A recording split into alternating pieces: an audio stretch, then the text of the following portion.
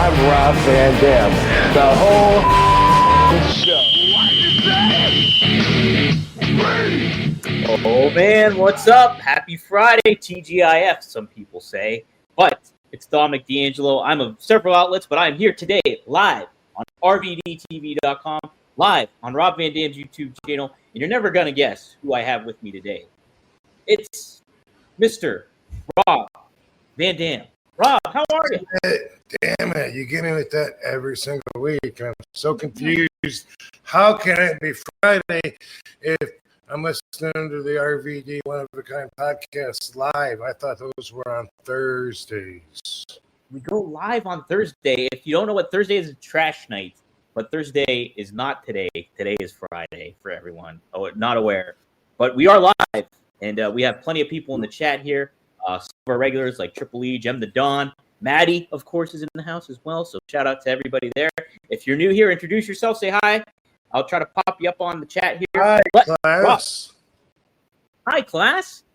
Hey, we have a new person here today with us, Rob. We had a guest last week, Spike Dudley, who was amazing. I love Spike. He was awesome. But we have a new guest here today, too, Rob. Why don't you do the honors of introducing him? Yeah, well, you guys probably don't know my friend Tom, but maybe you do. But he's not someone that's been requested a bunch, so you're wrong if you were guessing Booker T or whatever. But I was just thinking, man, it'd be cool to have a guest. It'd be cool to have someone that I need to call anyway just to catch up with. But let's just do it on the air, kind of like what I did with Sandman. And I said, hey, I wonder, but it's Friday night. My friend Tom is a stand-up comedian, and he stays busy. So I said, I bet he's probably not available. Let me just see. I'll shoot my shot. And he's actually off tonight, so we got him right here, Mr. Tom Garland. Yes, Tom. Hey, brother. Tom. Yeah. Good to see you. Thank you. I appreciate the strong intro. You were like, you guys will be excited for our guest. I'm like, they don't know who the hell I am, but I'm excited to be here. Tom, besides being a stand-up comedian, he also managed RVD when RVD did some tours doing stand-up comedy, and it still, sometimes gets me booked or whatever, but also introduced me to Joe Clark, and then we made Headstrong. It was like the three of us, even though Tom got cut out originally in the credits and had to get put back in. Yeah, it was an oversight.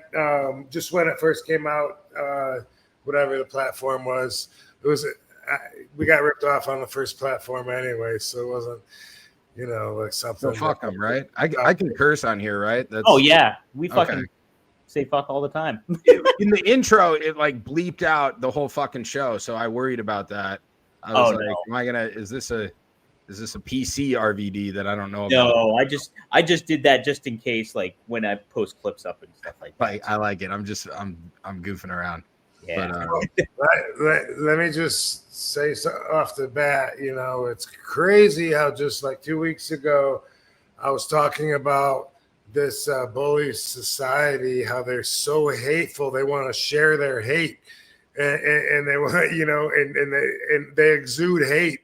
And so everything coming for them is just hate. Every one of you cyber bullies that sent me hate, I know you're the same people that said free Luigi and thought it was cool that he murdered someone because that was someone else you hate. And now again, these guys have a hero in this dude that just shot Charles Kirk. Charlie Kirk.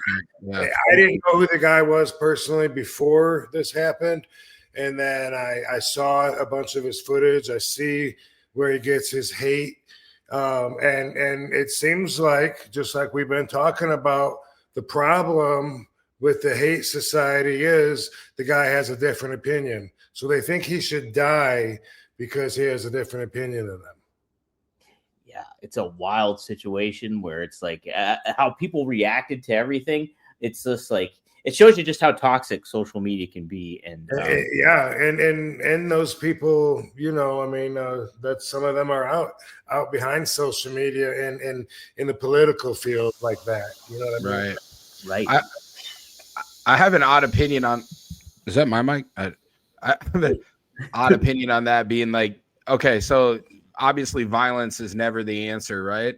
But then for some reason, everybody thinks they need to chime in, and maybe that's only because I'm only friends with comedians on social media. But I also don't think comedy is the answer either. Like that doesn't solve anything either, you know?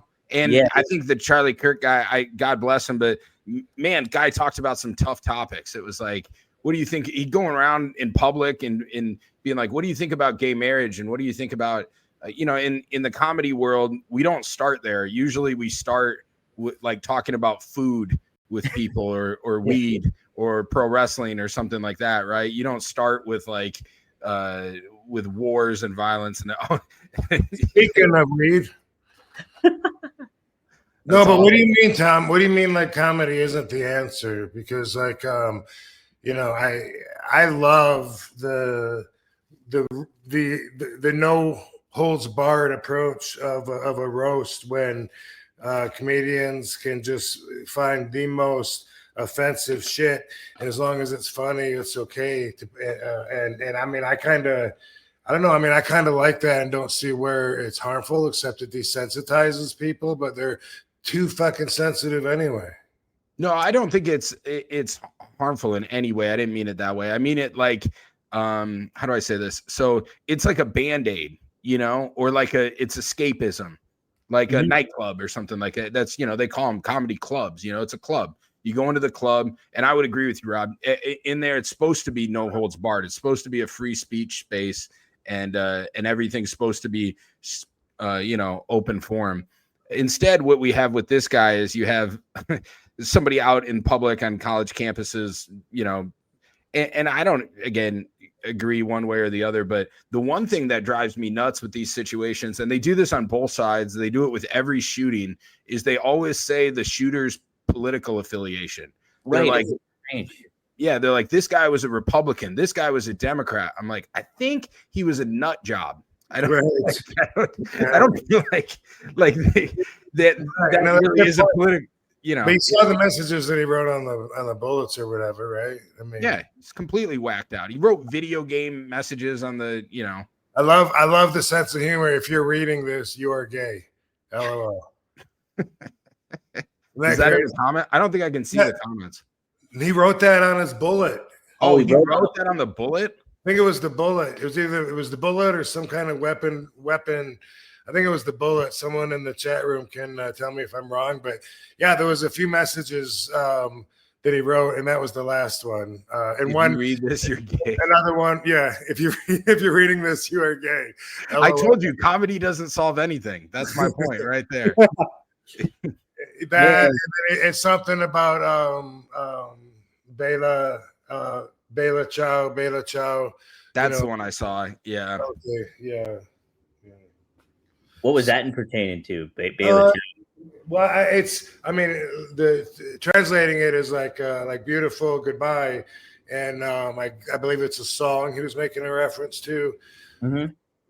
I don't know all the details of what all was written, but I saw it all, and it was like he, you know, definitely must have had an agenda to write that shit on the bullets, I would think. But yeah, but I think it is. It's like people automatically on social media would go like, "Oh yeah, what political? Everything would be politicized." And I understand Charlie was a political commentator and things to that effect, but it also is just like, don't people realize how much division that's already causing? You know, you're segmenting yourself out with something, your own party, the red and the blue. It's like we're all human beings. It's like an awful thing that somebody gets shot and killed in America in that form or fashion. I mean, there's death and tragedy all across the world in today's world and everything to that effect. But I mean, for this to just kind of get blown up into more politicization and more division is just the really upsetting aspect of it all, I think. Yeah, and I think a lot of that division comes from we're trying to answer too tough of questions, you know. We're trying to answer and you got everybody on social media chiming in about it, about what should we do with immigration? What should we do? Where should we deport these people to? Should we keep them? Should we house them? What should we do with them? It's like, let's answer easier questions as a country first and build up from there. Here's one. Start with Chick-fil-A. Why is Chick-fil-A against gay marriage, but they put mayonnaise on everything? See? You know, See, simple stuff. Like start there. You know, start simple, build our way up a little bit. Yeah. But the thing is, like, even regardless of looking into the particulars of the subjective opinions on either side, it's more just about you can't have an opposing opinion in certain societies. Right. It's not allowed. They want you to die if you have a different opinion than them, and that's where I mean, it may seem like I'm generalizing, but that's where my biggest problem is, that I could never fold on. You know, I don't know, Tom, if you know, but I got some heat a few weeks ago from the internet mark community. It was a heck of a ride, let me tell you that much. Yeah, and really that's what it comes down to, you know, just because they didn't like one of the comments somewhere said, you like something like, you were my favorite wrestler, and then when I saw you got Raja's back, it broke my heart. I gotta tell you something. That shouldn't break your fucking heart. So grow the fuck up, you know. Right. If I have an opinion that's different, I mean, if you're 8 years old, I get it. If you're up to 15, maybe up to 15, but if you're an adult and it broke your heart, yeah, because of either the way I worded it or maybe because of the way I actually felt, either way, it had nothing to do with you at all. And I wasn't saying I hate this gender or this people, you know, I hate all Chinese people or black people, or there was nothing. It was just, hey, you know, for so far, I'm going to take his back for this conversation. Let's talk about it. And then boom, you know, like, no, burn everything you got of RVDs. They can't, there's no way, because, you know, we hate Raja. We're going to hang him. He don't deserve a defense. He don't deserve a lawyer. He don't deserve anyone to look at his side of the story. Fuck that. We're judge, jury, and executioner. And all those people that were so positive, oh yeah, he's going to be in jail. Like, if he ain't in jail, he's going to be in jail in the next hour.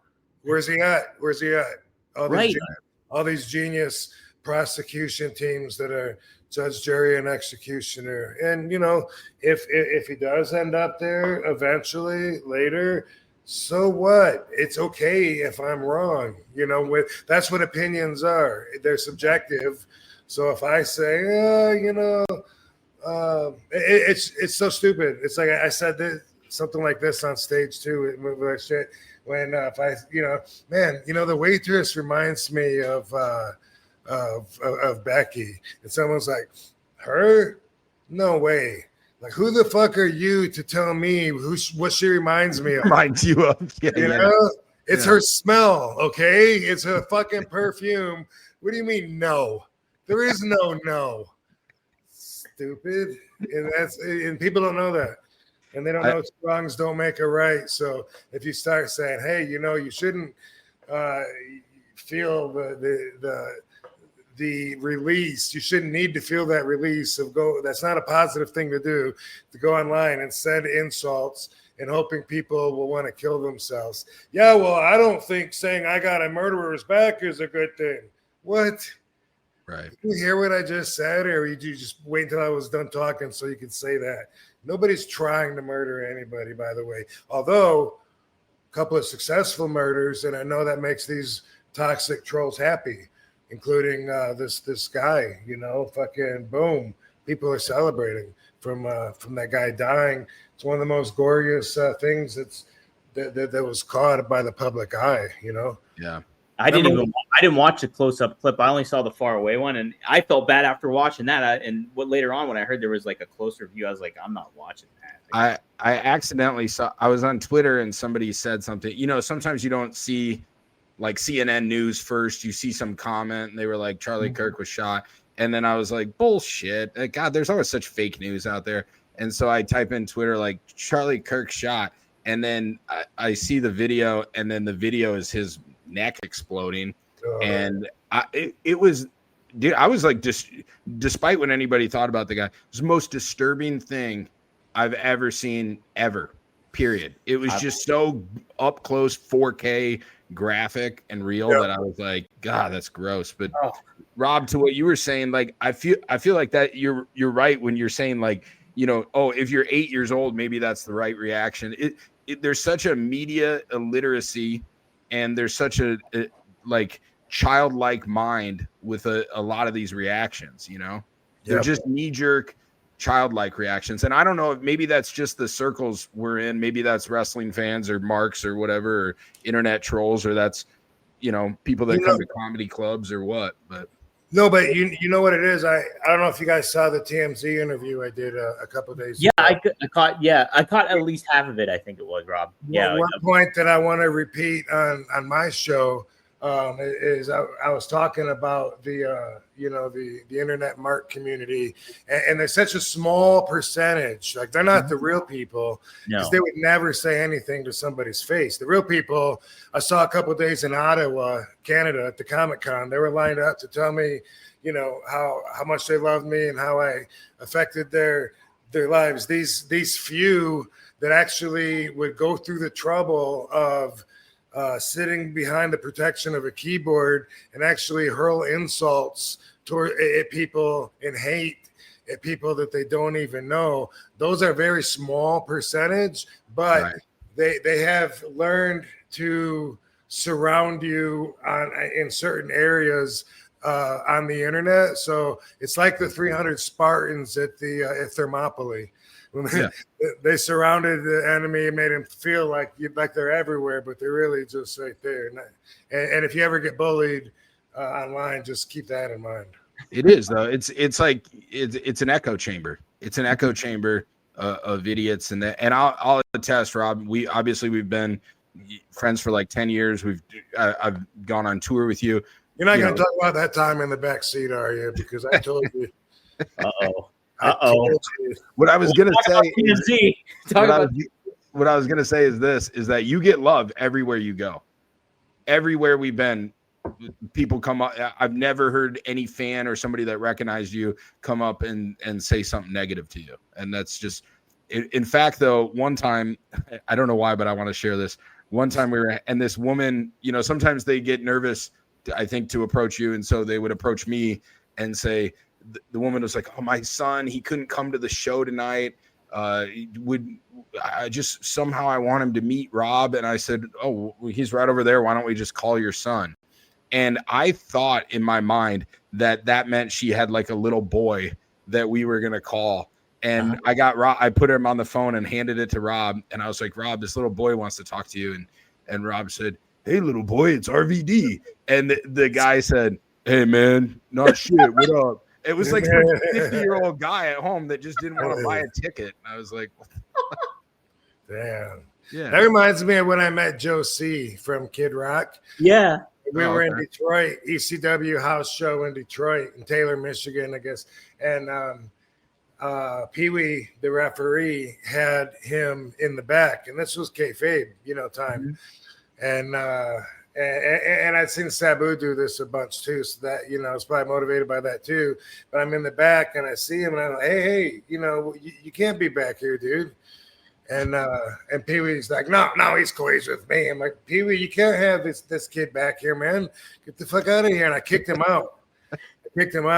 And then like a few minutes later, I went outside, was smoking or whatever. And when I came back to the dressing room, they were in there again.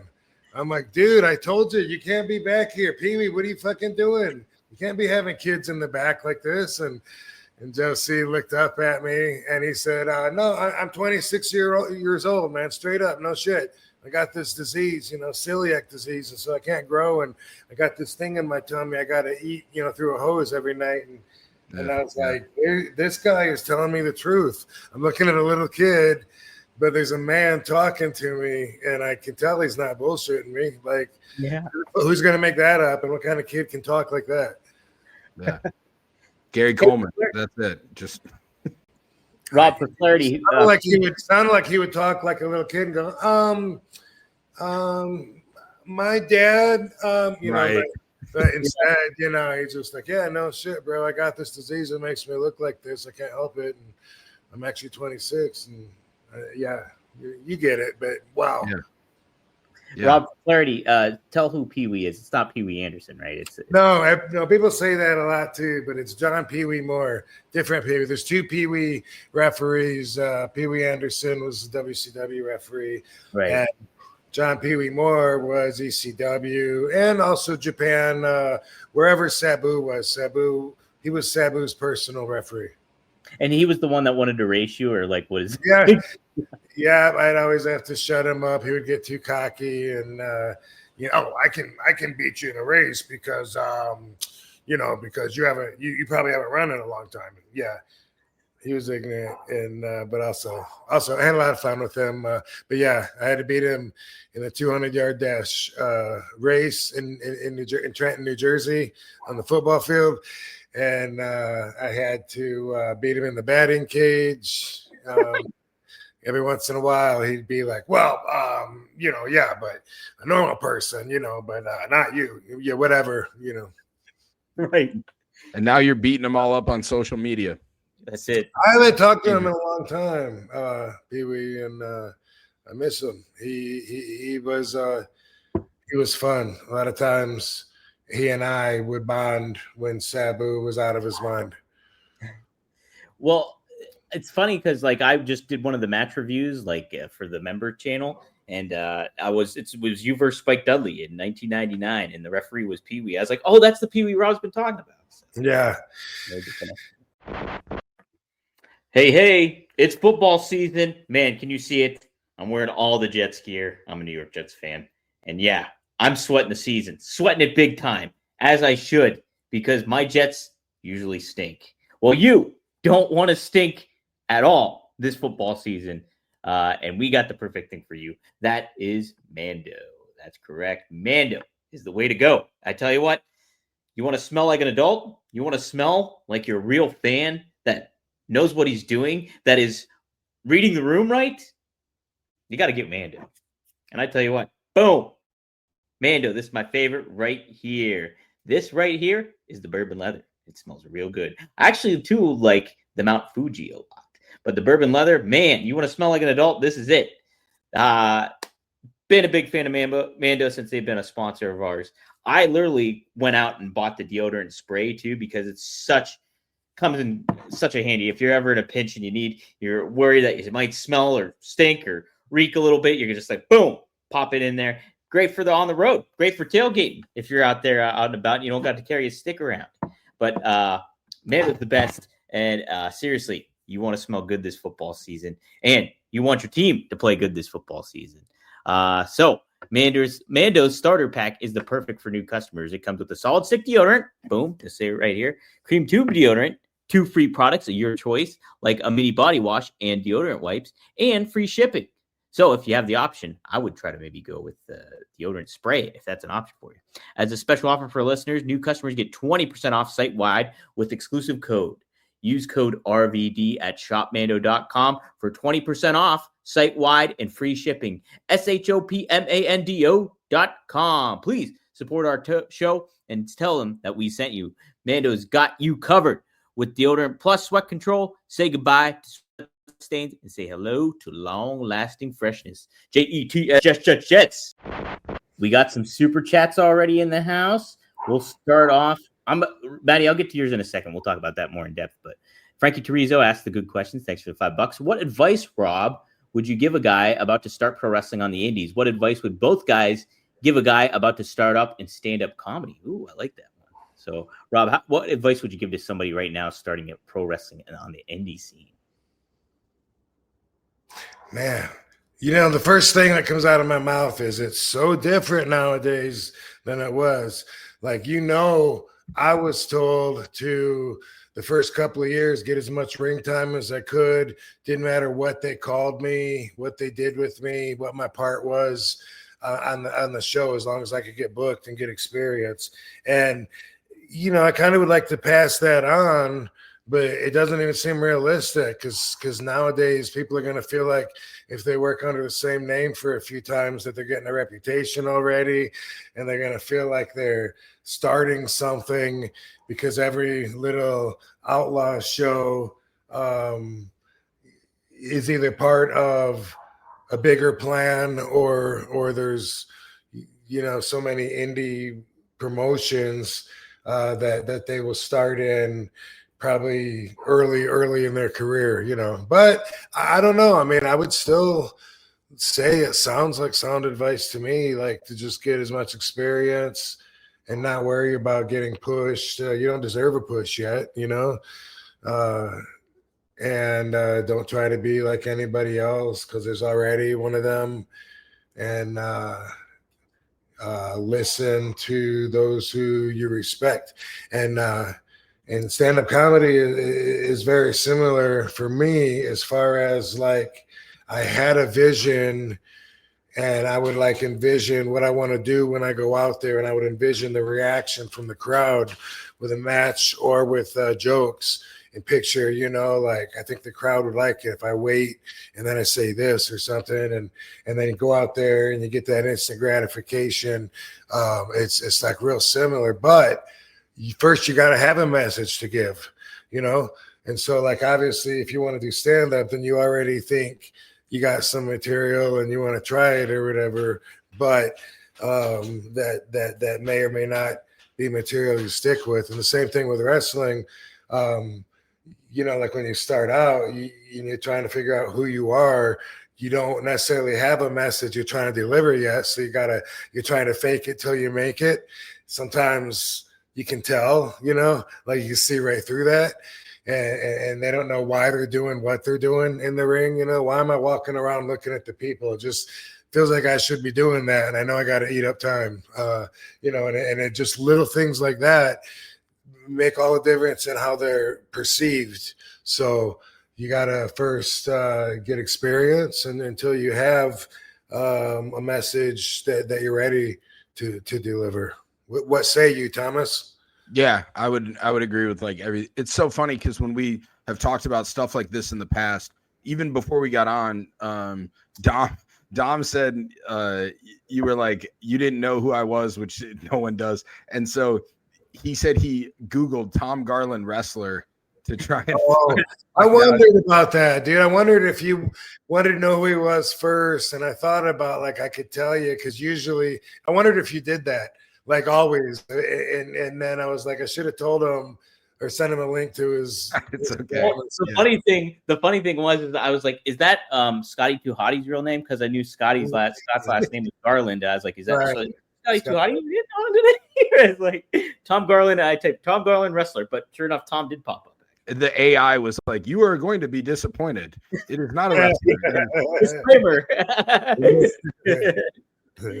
So my advice if you want to start stand-up comedy is probably don't get into wrestling. There's money in that. There's like the stand-up is so thinned out in that regard. But in all seriousness, I would totally echo everything Rob said, just in that in the stand-up world, which would be what I know, it's what I always heard was stage time. It's you want to start going up as much as possible, and kind of like Rob said, like even if you don't have it all planned out, or you use different names or characters or gimmicks or whatnot, just getting yourself reps and not always trying to be the star of the show, but just hosting even and going to open mics and getting as much stage time as possible. That's really, I think, the route at first to get into it. And then over time you build material and that sort of thing. Well, Tom, let me ask you this then too, like, since the landscape of comedy, and I mean everything changes, but like when you look at how society's changed and shifted, and people are a little bit more on edge about certain things, and Right. like, how do you navigate something like that in the world of comedy? Do you just stay true to who you are, or what would you give that kind of advice to somebody who's just starting off on the stage? I think it depends on who you are or what your character, your act is, right? Mhm. I think that would have a big impact on it, like especially if you were pursuing different, there's just so many different routes because it's just you up there. So Right. That being said, kind of the way I approach it is I try to remember if it's something I probably wouldn't say in real life, then I probably wouldn't say it on stage. I try and tell the truth a lot because it's easier to remember, and not make, and then you start making up too many lies while you're up there and trying to craft something that's not really you, then it gets hard to keep up with as kind of it goes along. But I'm also like real big on like, if I haven't experienced it, like not always directly, but if I haven't experienced it much, I probably shouldn't be talking about it too much either. Right. We mentioned earlier, we were talking about politics and racism and other stuff like that. It doesn't really come into my life very often. I'm privileged or excited about that at least, but at the same time, it's just not my experience. So you're going to have somebody, Rob mentioned, Asians, some Asian might go up there and talk about that culture or their experience and that sort of thing. That's also a way I stand out, in that I'm not going to grab the low hanging fruit like that. No. Yeah.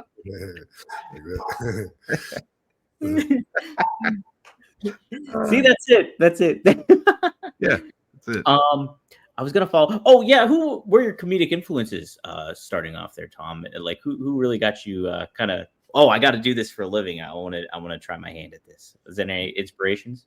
Yeah, I like all the, I enjoy stand up in general. So I probably like a lot of the comedians. You were talking earlier. You said you like Shane Gillis. I was like, oh, I like Shane Gillis. So I'm a fan of the industry in general. Probably when I was younger, I really liked Eddie Murphy. I liked Ralphie May and guys like that. I liked the guys like that probably pushed the envelope a little bit, probably even more than I do in my act. But I kind of hit a weird spot in my act where I think what actually formed it was I was doing tours with Rob, and I was doing tours with lots of other people and myself. And I was kind of perpetually kind of staying on the road as much as I could. And I found myself, a lot of comedians find this, where I was doing the same material every night. And I don't think it was bothering the audiences because it would be the first time they've ever heard it, but it was driving me insane. And so I started doing a lot of crowd work and a lot of audience involvement in my shows and a lot of improv and trying to blend all that together. And I think that's really where my act kind of took a turn into at least what it is now that nobody knows. So I don't know if that was the right thing to do, but it was certainly what I did. Yeah. What do you think? Something I hear about comedy nowadays is like a lot of new comics and stuff lean on crowd work, and it's like overdone a lot. Do you agree with that assessment? And what, like, I figure I hear it's a criticism going on with some comedians. They don't like the overwork of crowd work, so to speak. Sure. I think that just like anything, there's good wrestling and bad wrestling, right? And there's probably more bad out there than good. And there's good stand-up and bad stand-up. And so, yeah, on the lower levels, like I would say crowd work is an advanced skill to have in the, I don't really know what to compare that to, but it's on the higher level of what you should be doing on stage. I think first you want to build your act or build some material. I've heard that the further you get into comedy, it should be in the moment first with them, and then the material is the fallback. But if you don't have the fallback, then the bad things can happen. You see a lot of comics out there, they're filming these crowd work clips, they're 30 seconds long, and they say to the audience, they say, what do you do for a living? And he's like, I'm in construction. And they're like, construction? That's fucking crazy. And then that's the end of the clip. And I'm like, that's not crowd work. Like, I understand that, but that's not fucking crowd work. Like, you need to create it. You're a hard hat. Yeah. And you need to create a whole improv off of that, and stay in the moment. I guess the way I did that with my act was I had what I thought was maybe an hour of strong material. right? And I was featuring a lot, which is like 30 minutes, and that's what I would do for Rob. Is I would feature for Rob would do an hour. He's the draw, he's the the headliner, and I would do 30 minutes in front of him. So when I'm going to professional shows with somebody like Rob, I'm doing my 30 minutes of strong material. But then what I started to do when I got sick of just doing that was I want to say it was like a year, I went to open mics and showcases on the sly, and I only did crowd work the entire time. Oh, really? So if they gave me 5 or 10 minutes or 15 minutes, I would force myself to only do crowd work, and I would go up with no act. And I did that and it took me about a year to get it down. And I would just force myself, and it's, what's your name? Where are you from? What do you do? How did you know her? How did you guys meet? And then, and start creating a village out of these people and finding out who's who, and then how to turn that into improv games with them. Interesting. So it's like another tool in the toolbox, basically, that you're adding to the aspect of it all, and kind of. But Tom, everything you said, which happens a lot, is exactly like wrestling. Like if you don't have a match already worked out in your head and thought up in advance with the guy you're working with, and you're going to go out there and wing it and interact with the crowd, it takes like a whole another level of skills to be able to do that. And it used to be like all that, and then less and less, and now it might be a lost art form, maybe, or maybe they still do it on some of the indies, maybe, but definitely like it's going in a different direction. But just like you said, I mean, it's just like with stand up. If you're going to go out there and just wing it and work off the crowd and be comfortable and still be able to give them a good enough show to meet their expectations when they're expecting to see the other, which is all the high spots, everything planned out, knowing where everything needs to be to get the proper peak of crowd popping, then same thing. Yeah. Yeah, it makes a lot of sense. So maybe my misconception, correct me if I'm wrong, Tom, but so maybe my misconception is what you'd said about like some comedians just post 30-second clips of crowd work, and that's what gets them viral and turns them into something bigger. Maybe that's kind of what I'm thinking, and not so much of criticism of crowd work in itself. Yeah, and I think they're criticizing that a lot. I know what you're saying. Yeah, that's exactly right. And I post the clips. Sure. Lots of my friends. I used to do stand-up in Chicago with a guy right now who's blowing up from that. His name's Jeff R. Curry. I think he's got like 3 million followers or something like that. Don't hate me, Jeff, if I got that number wrong. That's probably lower than it is. He's huge right now. I think a lot of it's from crowd work. Yeah. You heard it here first. He's super funny, really big right now. A lot of it's just his crowd work. It's a great tool because he doesn't leak his act either. His crowd work is out there, but that interaction will never happen the same way again. So you can pay to go see him again and know that the show will be genuine and different. That means what I'm talking about is like brand new comics, or unskilled comics that are just like saying one thing to the audience and thinking that's material, or that's crowd work. I liked how Rob said you're walking around the ring, looking around, trying to waste time. You see that on stage with comedians. Sure. You see lots of shout out, give it up, let's do a toast. And you're like, what the fuck is this guy doing? Your show pay, you have 5 minutes, 1 minute to give yourselves a round of applause. Yeah, something like that. Yeah, it's just crazy. Give it up for the troops, like what? Just stuff like it's like you give it up for Lent. Yeah. You get one, like, is this thing on? And then after that, it's it's time to go. So I think the other misconception of it is people see stand-up, and this is the magic show of stand-up, is to make them believe that you're just talking, that you're just having that there's nothing planned out, just like wrestling, that nothing is planned out, there's no spots or anything. Everything's just flying off the cuff, and I'm the funniest guy alive in the moment. Which, at times you trust you're funny, at times that happens, but some of it's obviously prepared.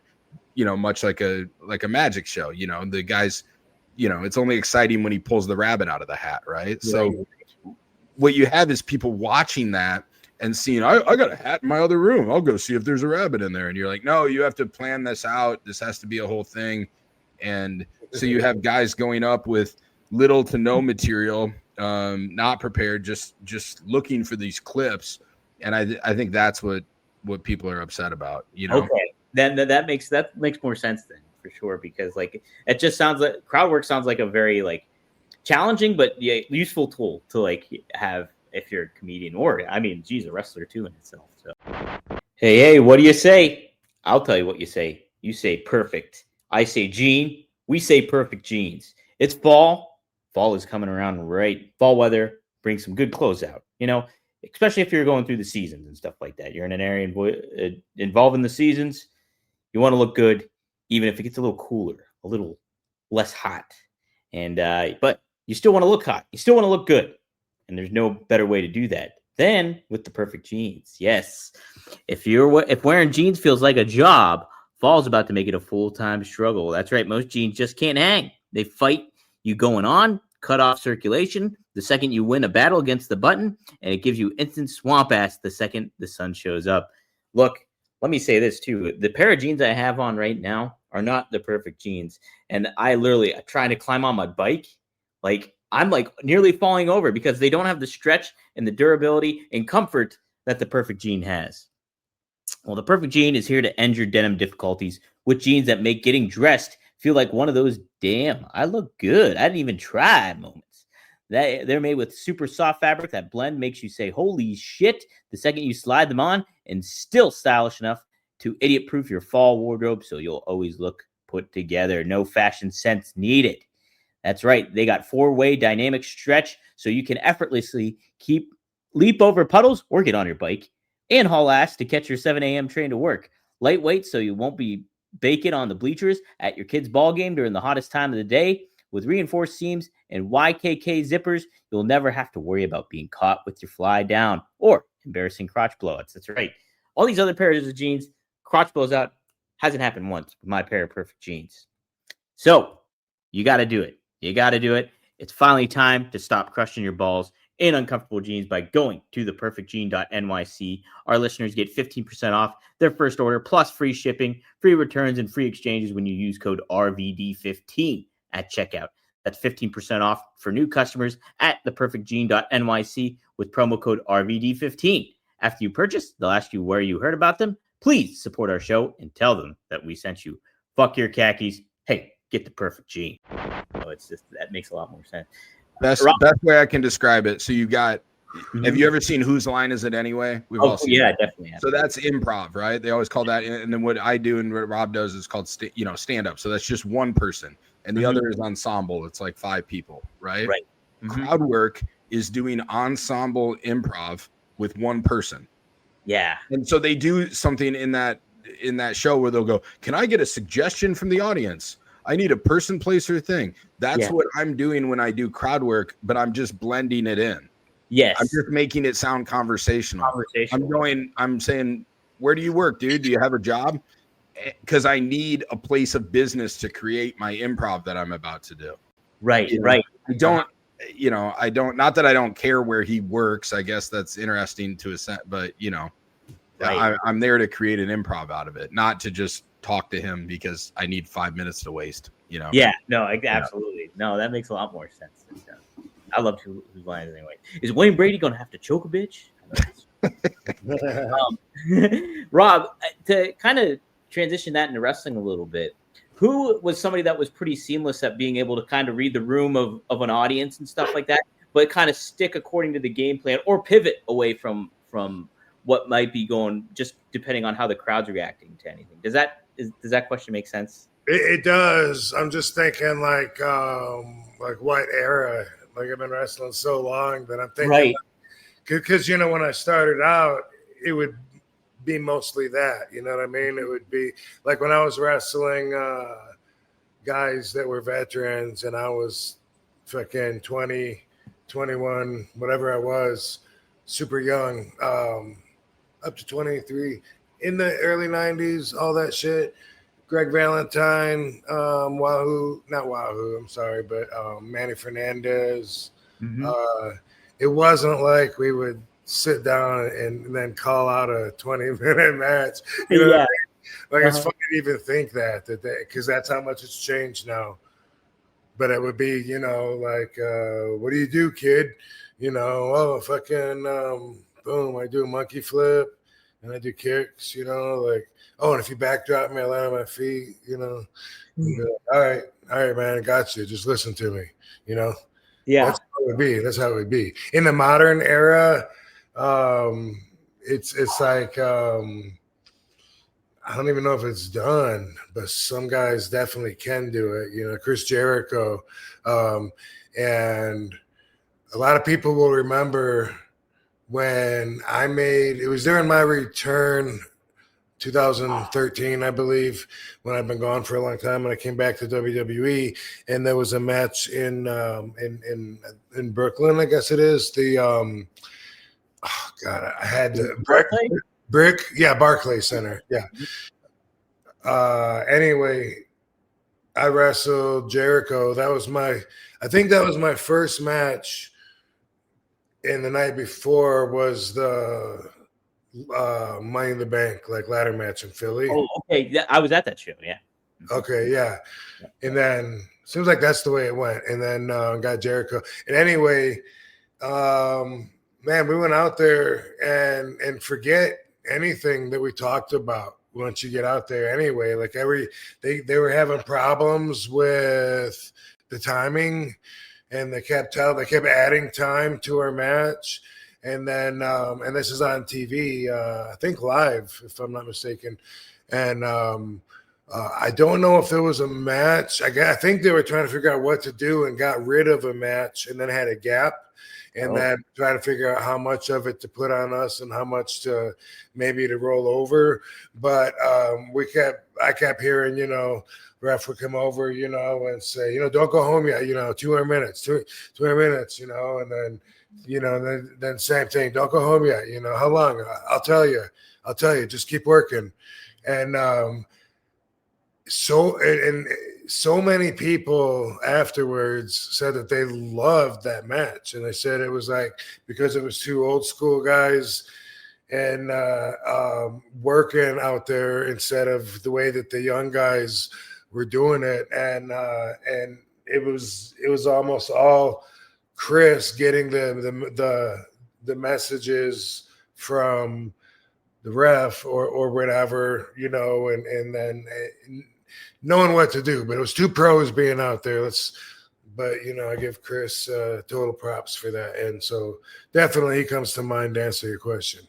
Fucking A, that's awesome. Just gave me the inspiration for my next match review. Then I'm gonna look at that one. That'll be the next one I do. Man, good stuff. Yep. Hell yeah. Right. Let's see. Jem the Don just had a good comment here. He's a member for 1 month, rvdtv.com. You can join up and be a member. Always great guests, always great pod, always a great time. Thankful for my weekly podcast, RVD fam. Rob, what's the riskiest move you performed in wrestling? Riskiest move. Well, what comes to mind is when I went and did when me and Sabu did the double whammy through the table, and I was doing a leg drop, and the table, instead of just busting straight down, it also, like, a piece of it went to the outside like that. And so there was a jagged piece that ripped through my eyelid. Yeah. And looking back at it, you know, I really risked losing my eyesight because I had to get 7 stitches in my eyelid.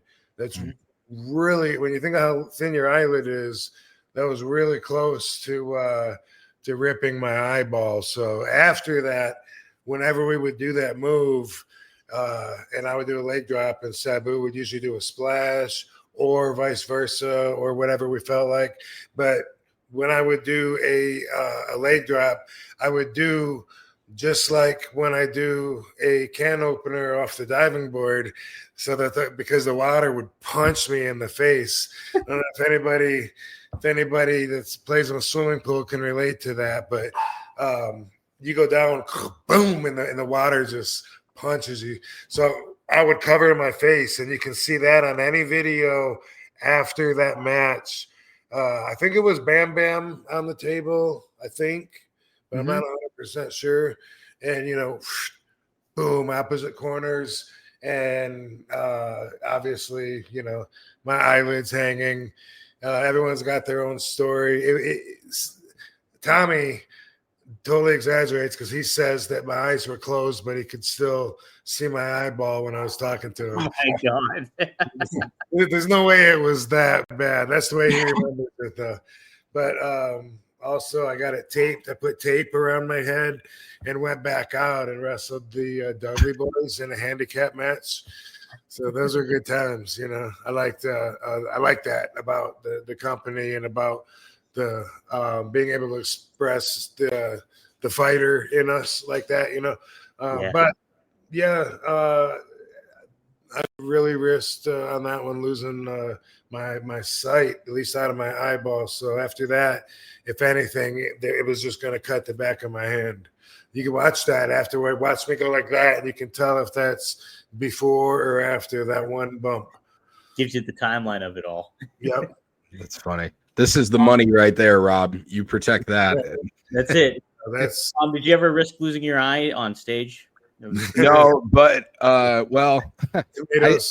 I was gonna jump in and say I think the riskiest move Rob's ever done was coming to do some stand-up comedy tours with me, because that's people are like, you're going to who? Where? We're like, we're going to Connellsville, Pennsylvania. It all makes sense. Oh my God. Yeah, geez. We really did. The famous dive that I did to Bam Bam Bigelow that everyone has seen a million times. Yeah. I do remember when I was about to jump and I'm on the top rope, right? It was there's like a steel cable, and then there's like a hose that goes over top of it, and that's what we're dealing with. WWE has always used nylon ropes. That's always been a big difference. I love the steel cable because they get super tight. I can get a lot of bounce off of it. And the bigger guys don't necessarily care. They're not using the bounce. But anyway, I remember sometimes those spin, the hose. Yeah. And that went through my mind. So I'm squatting and about to dive out to Bamber, and he's way out there.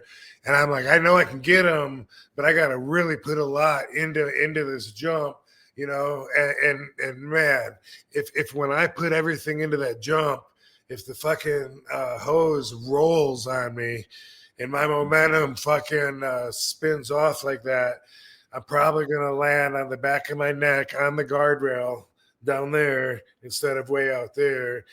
And it's probably going to kill me, and I just really, and so that was on my mind, was to, when I jumped, to kind of have my weight, like come down, kind of steadily and even like before I bounced, because I was afraid if I just did it, it might, which I've had happen, not in an ugly situation where I would land on the guardrail, but I've had that happen on my way in when I was younger and greener before I cut moves out, certain springboards.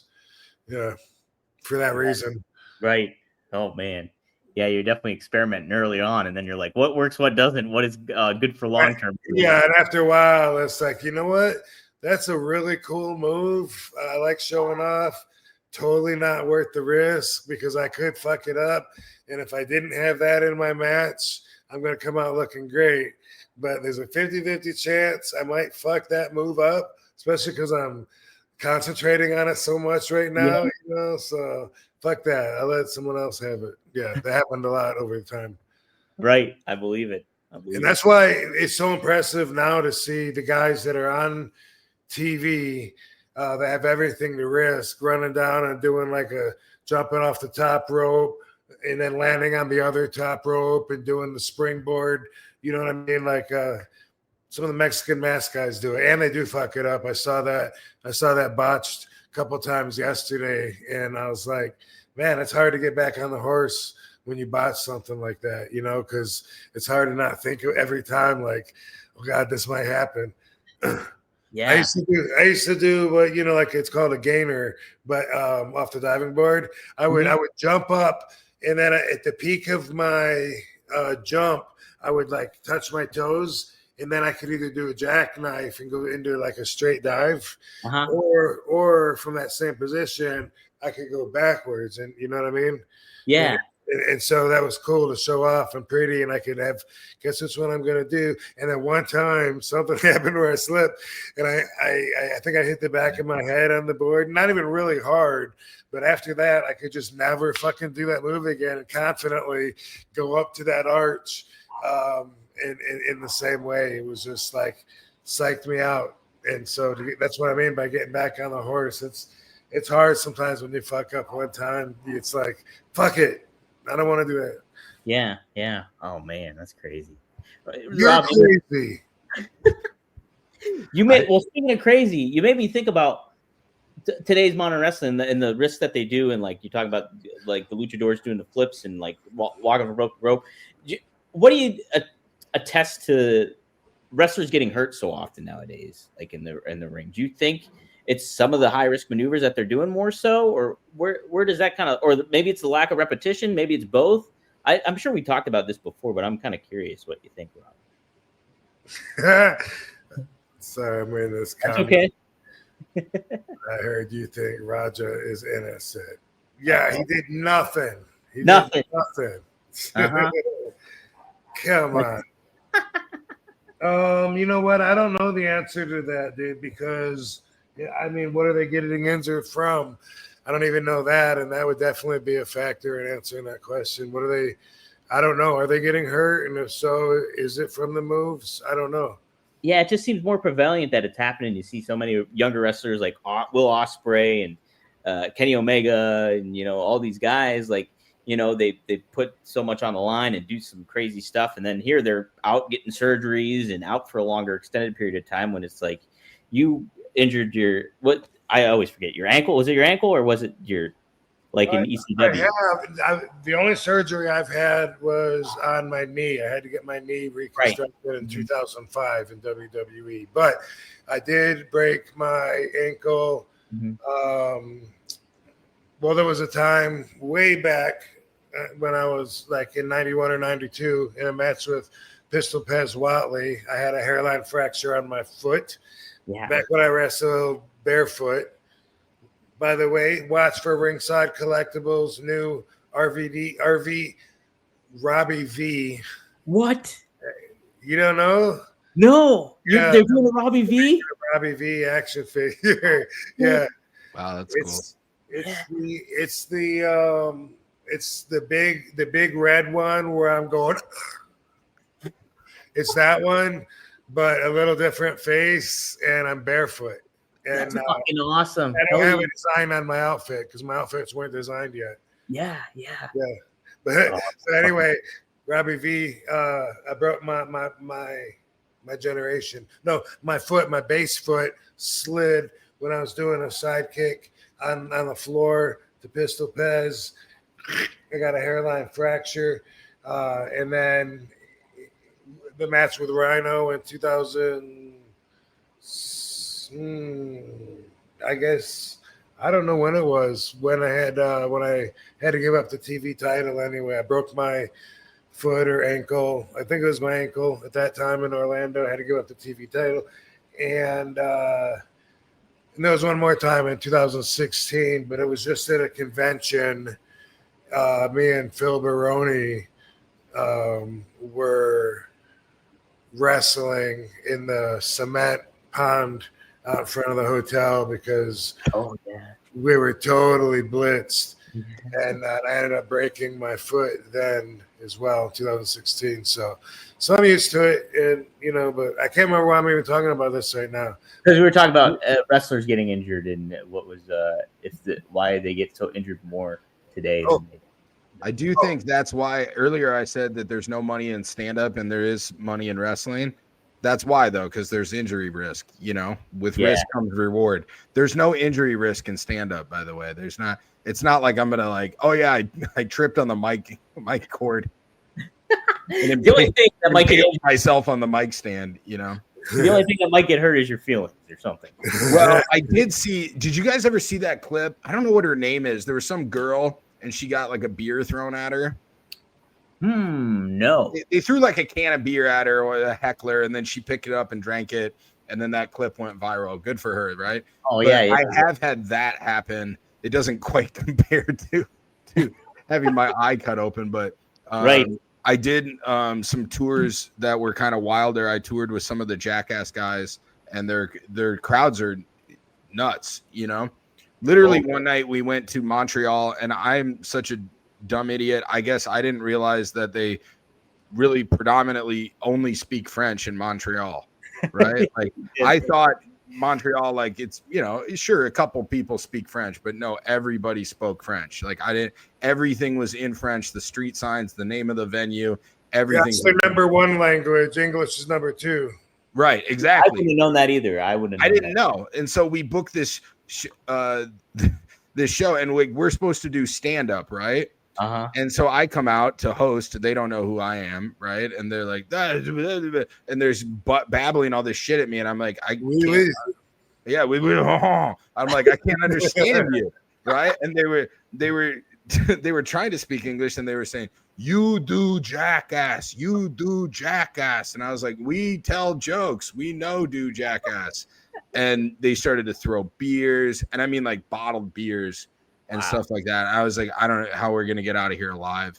And yeah, so that, you know, it can get rowdy. We did a lot of shows. Even Rob and I did a lot of shows in rock clubs.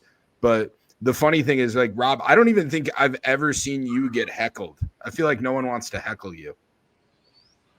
But yeah, sometimes there'll be like fans that are just staring at me like blank, like I wish he would quit talking so I could get his picture afterwards. It's probably there is some of that. I bet that happens. That's a weird heckle. Just be like, wrap it up. But even that though, I've tightened up my game. You know, just because like I'm, you know, still at the experience level where, you know, all my more recent shit is better than my not so recent shit. You know, just like with matches or anything. But yeah, when we did that, like I hate all those jokes that used to be funny to me when we did the tour. Now, you know, I have moved so far past them that, you know, I hate like you're talking about the same shit over and over again. Yeah. For me, I always gotta write something new every time I go up. I think that's positive though. It's good for the audience. It's good for you mentally too. And you know. There's nothing worse than. I also understand for other people, you know, that have like a solid set and they work on it for a long time, especially if they're getting ready to film and they're building up to that. Sure. Right? Yeah. But they, yeah, you know, and then work on their delivery and this and that. I get that. Some stuff is timeless, right? But then sometimes I'll open or be on a show with somebody, and you'll see one of the old timers, and they're going up and they're like telling Britney Spears jokes or something like that, and you're like, you're fucking out of touch, dude. Like, I've seen guys do politics, and they'll talk about Nixon and you know, that's great. Bush or whatever, and you're like, this guy's got a Bush joke, you know? Like, that's crazy. Like, it's just, you can tell at least as a comic that you're like, that guy hasn't written a new joke in 15 years, you know? Like, this just hasn't. And I think when you lose that, you lose the fundamental of how it's all comes together anyways. How often do you hit like I guess for lack of a better phrase, a writer's block when it comes to comedy and writing new jokes? I'm writing more right now because I'm like kind of transitioning to headlining more I'm kind of approaching it different. When I lived in Las Vegas, someone like me is not going to headline because, you know, it's going to be someone famous or someone with draw. That's that world out there. You're competing with 8 Cirque Soleils and nightclubs and 24-hour gambling and drinking and stuff like that. Boobies, lots of boobies. Yeah, titties, don't forget the titties. Right? Mm-hmm. We frequented a couple of those. Boobies. Titties. So Rob put a titty on here. We love boobies. Yeah.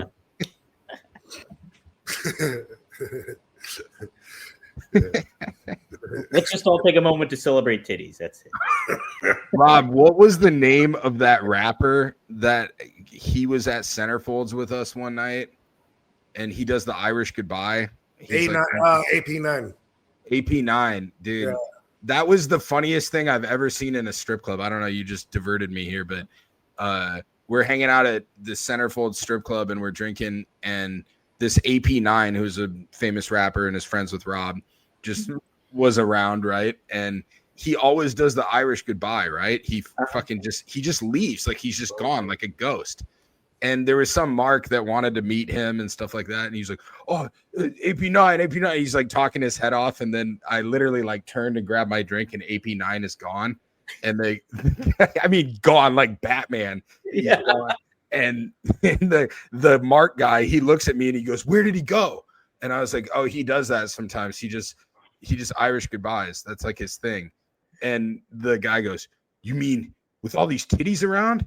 He just said, fuck these hoes. And he's like, that's the most gangster shit I've ever seen. Like, he knows them all anyway. Yeah. Right. 3 or 4 times a week. Yeah, exactly. Man. To master an Irish goodbye, that's a good quality to have, I think, if you get that down pat. I do it myself, like, especially like if I haven't really engaged, with anybody for a length of time that I feel like anchored me to the spot. Yeah. Mm-hmm. Yeah. Especially if there's no one that you got to say, I'll be right back to, because everyone's just like, hey.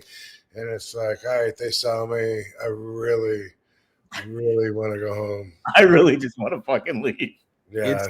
It's so easy in Las Vegas, though. It's hard. Like where I live in Iowa right now, you can't just Irish goodbye because there's just, you're at a bar with like 10 people. You're like, everybody one is missing. That's like a missing persons report. Vegas, right. There's people everywhere. It's disorienting on purpose, right? The casino's got weird walls and carpet and the light. And there would be people after comedy shows and they'd be bothering me. And I'd just be like, 1 second. And then I'd just like turn and I'd go behind a slot and then I'm just fucking gone. You're nowhere. Like, you can still see them, but they just don't. They're like consumed by Vegas. Like the lights take them and you're like, they're like 10 feet away from you. And you're like, that guy has no idea I'm fucking over here. No, he's got zero clue. Yeah. I fucking love Las Vegas. The only thing is sometimes you can fuck up and owe somebody money, either a bar tab or or a tip. You don't think about it because you got out of there instead of saying, when they want to know, so you didn't say, I'll take the check. Yeah, I'm leaving. All right. That happens sometimes. Yeah. Hey, Seth. So, Tom, this is the guy that does RVD's theme music here for the intro song that you heard. So the intro song was great, dude.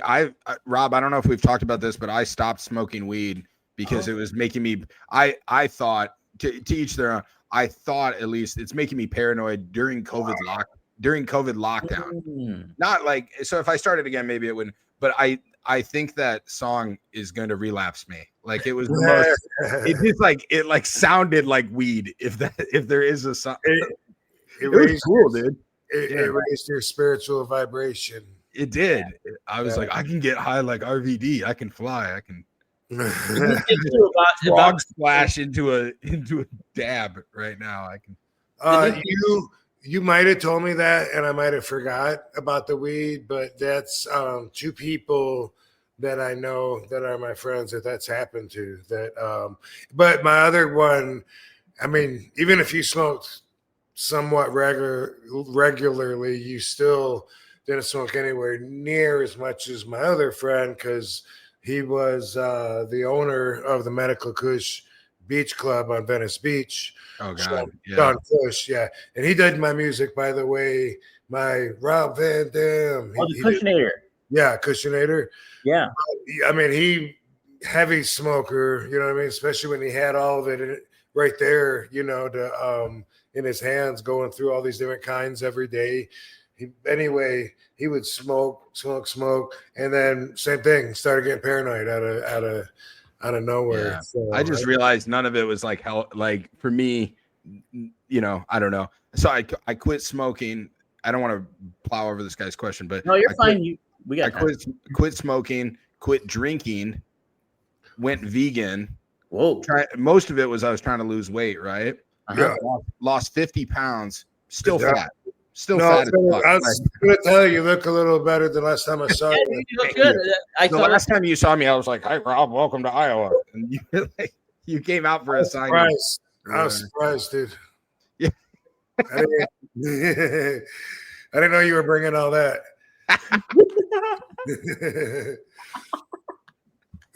But good All job. right. But the neat thing about Seth's song too is like Rob, like we established early on, like Rob's not like into music and stuff like that. But this is the song that kind of hooked Rob on it. So It moves me, damn it. Yeah.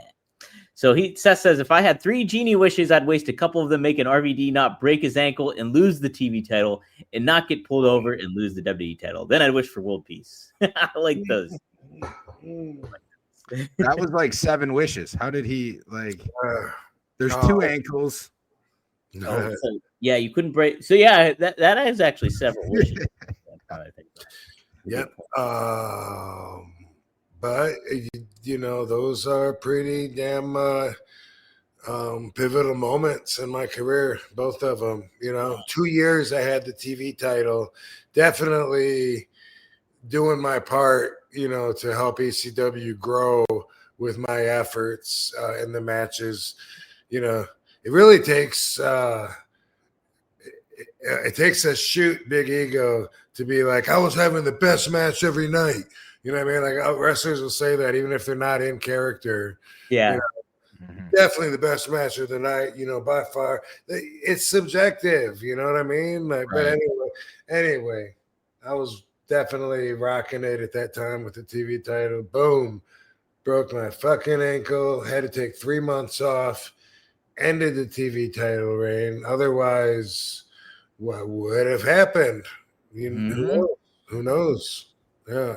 The neat thing about that time period too, Rob, is like you think about the late 90s and how titles kind of bounced around quite a bit, like especially in WWE, but like even in WCW too. But like for you to hold a title for like 2 years, that felt like really, really significant because it's like that didn't happen in that era. Like you look back at the times before that, and like Hogan held the world title for 4 years, and that seems like a long time. But 2 years at that juncture, that felt like an eternity.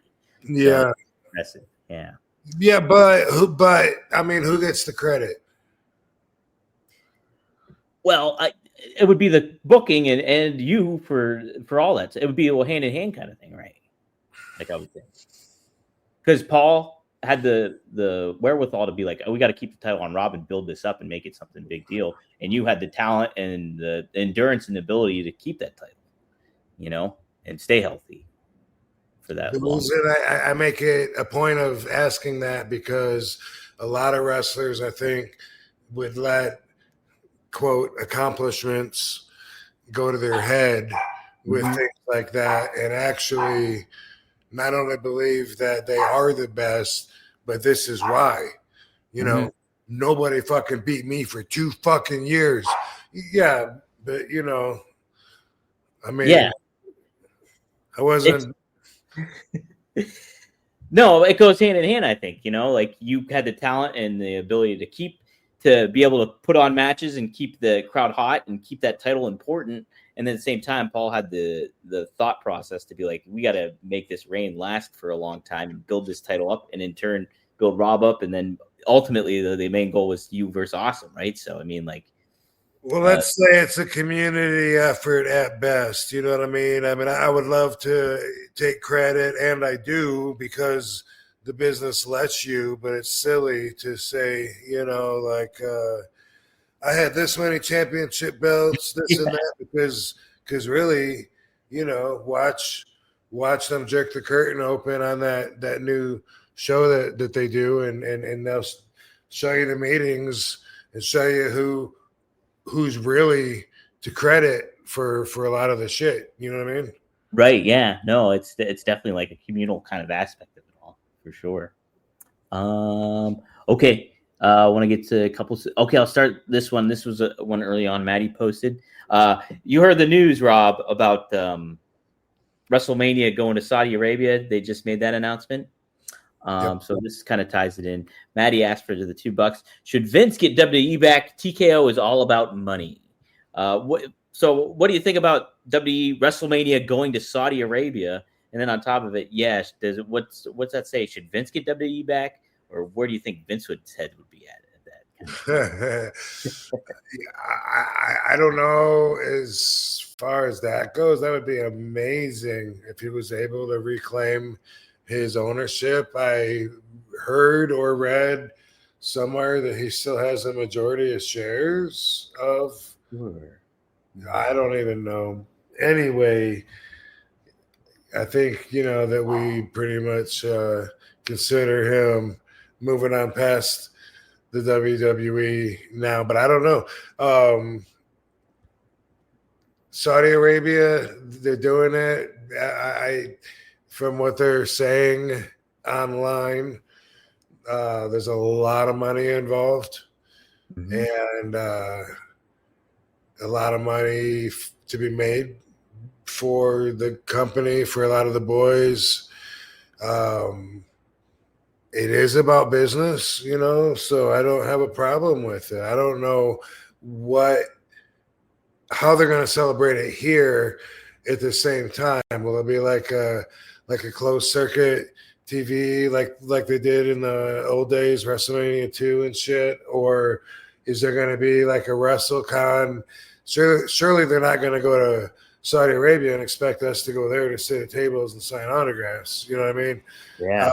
Will they pick a spot here where, because what about all the peripheral business that's made from WrestleMania every year, from the 30 some odd independent wrestling shows in the area and all the international fans? Will the international fans all go to Saudi Arabia to support that? I think they will.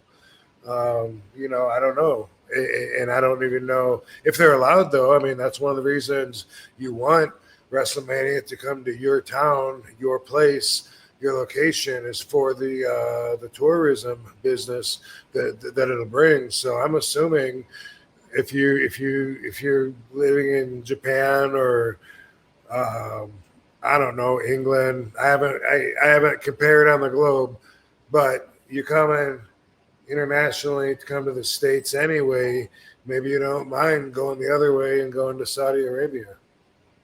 It's going to be interesting because I think a big pitch for Saudi and a big hope for them is, we want to make this a travel stop for people to come and come to our country and see how progressive and things that we're doing differently in worlds like that. So I think that's a good part of their what they want is their agenda. And so if you're bringing WrestleMania there and you're trying to Yeah, makes sense, right? And they're having all these stars coming in. There's the Olympics, same thing. You get the Olympics to stop in there, and you want everyone to come in there and improve your local economy. However you can capitalize on it. I'm curious though too, is it not being in the States for that year, and especially going to Saudi Arabia and stuff like that. Short term, man, you're making a crap ton of money, and you it's going to be really, really great. But what does it say? I wonder for the brand long term in regards to moving forward after. Will they lose goodwill with fans? I'm curious too by doing this and taking it away from the United States. You know what I mean? That's just something I was kind of thinking about too. And I think. I mean, the way I see it, it's like you're feeding the fans birthday cake fucking 12 months out of the year, and you want to take one show and you want to go do something else with it. I think the fans are still spoiled enough. That's how I see it. Yeah, absolutely, you're getting a lot of stuff year in and year out with it all too. So I did think, and I don't want to jump in here too much. No, go for it. Yeah, not in the wrestling world, but I did think the comment about is it all just about money? Clearly, isn't everything? I don't know. It's like you hear people say stuff like especially out in Vegas, they'll say stuff like everything in this town, it costs money. It's like, but yeah, we use money in Iowa too, dude. What the fuck? They use it everywhere. That's what makes the world go round. It's money. So yeah. That's all the big. You can do that with everything, though. You can do that with college football right now. You can do it with all the college sport, all the college athletes. Oh, they've got NIL deals now. Oh, the money, and it's like, yeah, people are gonna get paid. People want to get paid for being, these TV look at was it Paramount that just bought up all the UFC? Yes, Yeah, Paramount brought all that up. yeah. So shouldn't it be more accept? What if someone doesn't want to get Paramount? I don't know. Pay up. They paid up. They bought it. That's it. It's done. It's a done That's deal. it. Yeah. So And like, look at fucking NFL right now. Like, they're going all across the international games and stuff. Yeah. Big part of the season now. So it really speaks. Yeah, everything's all about money. So yeah, and I think too, if Vince were to come back, I think if Saudi gave him a crap ton of money to take WrestleMania to Saudi Arabia, he would do it too. I do think that's part of it. But good question there, Maddie, for sure. All right, super chat. So this follows up, I guess, in a way, because the speculation is big matches, big names going to Saudi Arabia, Right? like And Stone, big paydays. big paydays. So Maddie makes the pitch here. RVD versus Cena missed. Could we see RVD versus Cody or Punk? So Rob, you talked about that on your TMZ interview. That there was a talk about you and Cena having a farewell match almost, and obviously your heels turned heel on you and didn't happen. So, but. Yeah. And I left out some details, of course, and just streamlined it. But basically, yeah. And anything's possible. Cody, or who was the other one? CM Punk as well. Oh, yeah, I forgot already. It would be awesome. I would have to be in a top position, with WWE for that to make sense. I got to be on top mind of the story writers and management for utilizing all of their every second of live TV time, and however they have it all broken down, but that's awesome to think that the fans would like to see that. But, if Hunter would like to see that as well, and got a chance to see that the fans would like to see it as well, then yeah, it's possible. It's definitely not in the plans, and I'm just going with the flow right now.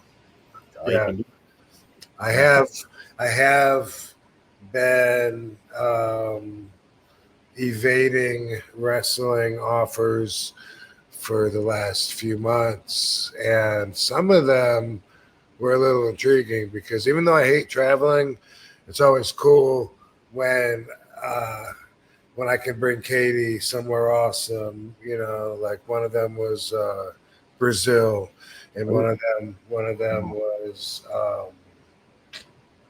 the fuck was it? Portugal? No, because the Portugal guy is the Brazil. Oh, Australia. Yeah, and down under. But anyway, it's weird, right? I hate traveling, but going somewhere like that, that's cool. And Brazil, I've never been, so I can add that to my big list of somewhere close to 40 countries that I've been to. Wow, man, it's crazy. But anyway, yeah. So I'm going with the flow, and I'll wait and see. But definitely, though, I'm healing up, and it's awesome to be able to be back on my feet and move a little bit, and after being sitting on my ass for so long. Right, or crawling on your knuckles. That was a long time ago, but yeah, thank God I'm past that phase. That's right. Maddie chimes in too. Remember TLC? It was Kane, RVD, Jeff Hardy versus Bubba and Spike versus Y2J and Christian. So it was like a 4-way. Yeah, sounds like a good match. I didn't think that I was in a TLC, to tell you the truth. Yeah, I didn't know you were either, to be honest. So wait, let's see that again? It's a 3-way? Sure. Is that what he's saying? TLC, 4-way? This is RVD and Jeff. Yeah. Versus Bubba and Spike versus Y2J and Christian. So Kane, I think, wrestled by himself, if I remember correctly. Oh. And then, so you were teaming with Jeff Hardy, and then Bubba and Spike, and then Y2J and Christian. I think that was on Raw. Okay. I don't fucking no recollection of that one. Yeah. I do kind of remember. Huh. I did want to give a shout out to this guy, Problematic UAV. I've waited my entire life to rip a dab with you, RVD, but this might be the closest I come. A lot of people are talking about what they're smoking this time around too. Spark them if you got them. Spark them if you got them. Yeah. Tom, I'm very novice when it comes to smoking, so it's just like, Oh, really? oh yeah, big I was, time. oh man, I loved weed. I still enjoy the smell of it. Like we were talking before, my wife's family lives in Vegas, so we visit often. And just now, like it used to be in Vegas, like weed was like the casinos thought it was like taboo and stuff like that. And it was like you couldn't find it. Now there's dispensaries everywhere. And it was just my big thing was I had to switch from sativa to indica. I realized that the sativa like would make me like everything in Vegas is like bing, bing, bing, bing, bing, bing. And I was like, oh my God. And if I smoked indica, it was like, it just brought me down to like the right level of, yeah. I do kind of miss it for stand up though. Because it kind of puts you in that funky, funny mindset where you can kind of, you know, you kind of trail into different thoughts and that sort of thing. And can kind of vibe in the moment. So right. You know, if you learn someone stand up, you learn their thought process. I've heard that before. Yeah. I think a wise man once said. I think you actually said that, and then that's in Headstrong, you know? And so I think what happened was you said that to me, like, I don't know, one night while we were hanging out, and then you said it. You said it. I said, say that again. And then you act like you never said it before, even though it's probably tattooed on your back. You said, when you learn someone's stand up, you learn their thought process. Then I was on the radio and I tried to say it, and I said, when you learn someone's stand up, you learn their process of thought. And then you said, I got very Yoda like process of thought. That's a horrible Yoda. I can't do that. Do Yoda. I can't. Process of thought. Crazy you are, Rob. I can't do that. Yeah, because I'm taking an L on the Yoda impressionist. Well, I do got to shout you out though, Rob. On X, you did a Yoda impression to a troll that said something really phrased it really yeah, fast. they missed it. Yeah. Yeah. Fan of mine, you once were. Yeah, that's what it was. Yeah, they totally missed that with a picture of Yoda. Yeah, it was great. Frankie Chorizo, he asks, who has the physical ECW championship belt, Rob? Do you know where they're currently at? No, I don't. I know that I have one of them. I have the ECW television championship that I won from Bam Bam Bigelow. The TV title was replaced while I was the champion from that old traditional look to a new I don't know, it was like more rounder and it was a rounder and it kind of had the hardcore lettering on it stuff. Yeah, Jamar was the company that made them, by the way. So they were Jamar belts, but they were all universal. Taz had his FTW belt and the TV title and the tag belts, heavyweight. So anyway, I have the original TV title, the TV title that replaced mine. Rhino had, and then the fuck did he say he did with it? I think he sold it, maybe. Oh, yeah. I can't remember what he said he did with it, but he had it and doesn't have it anymore.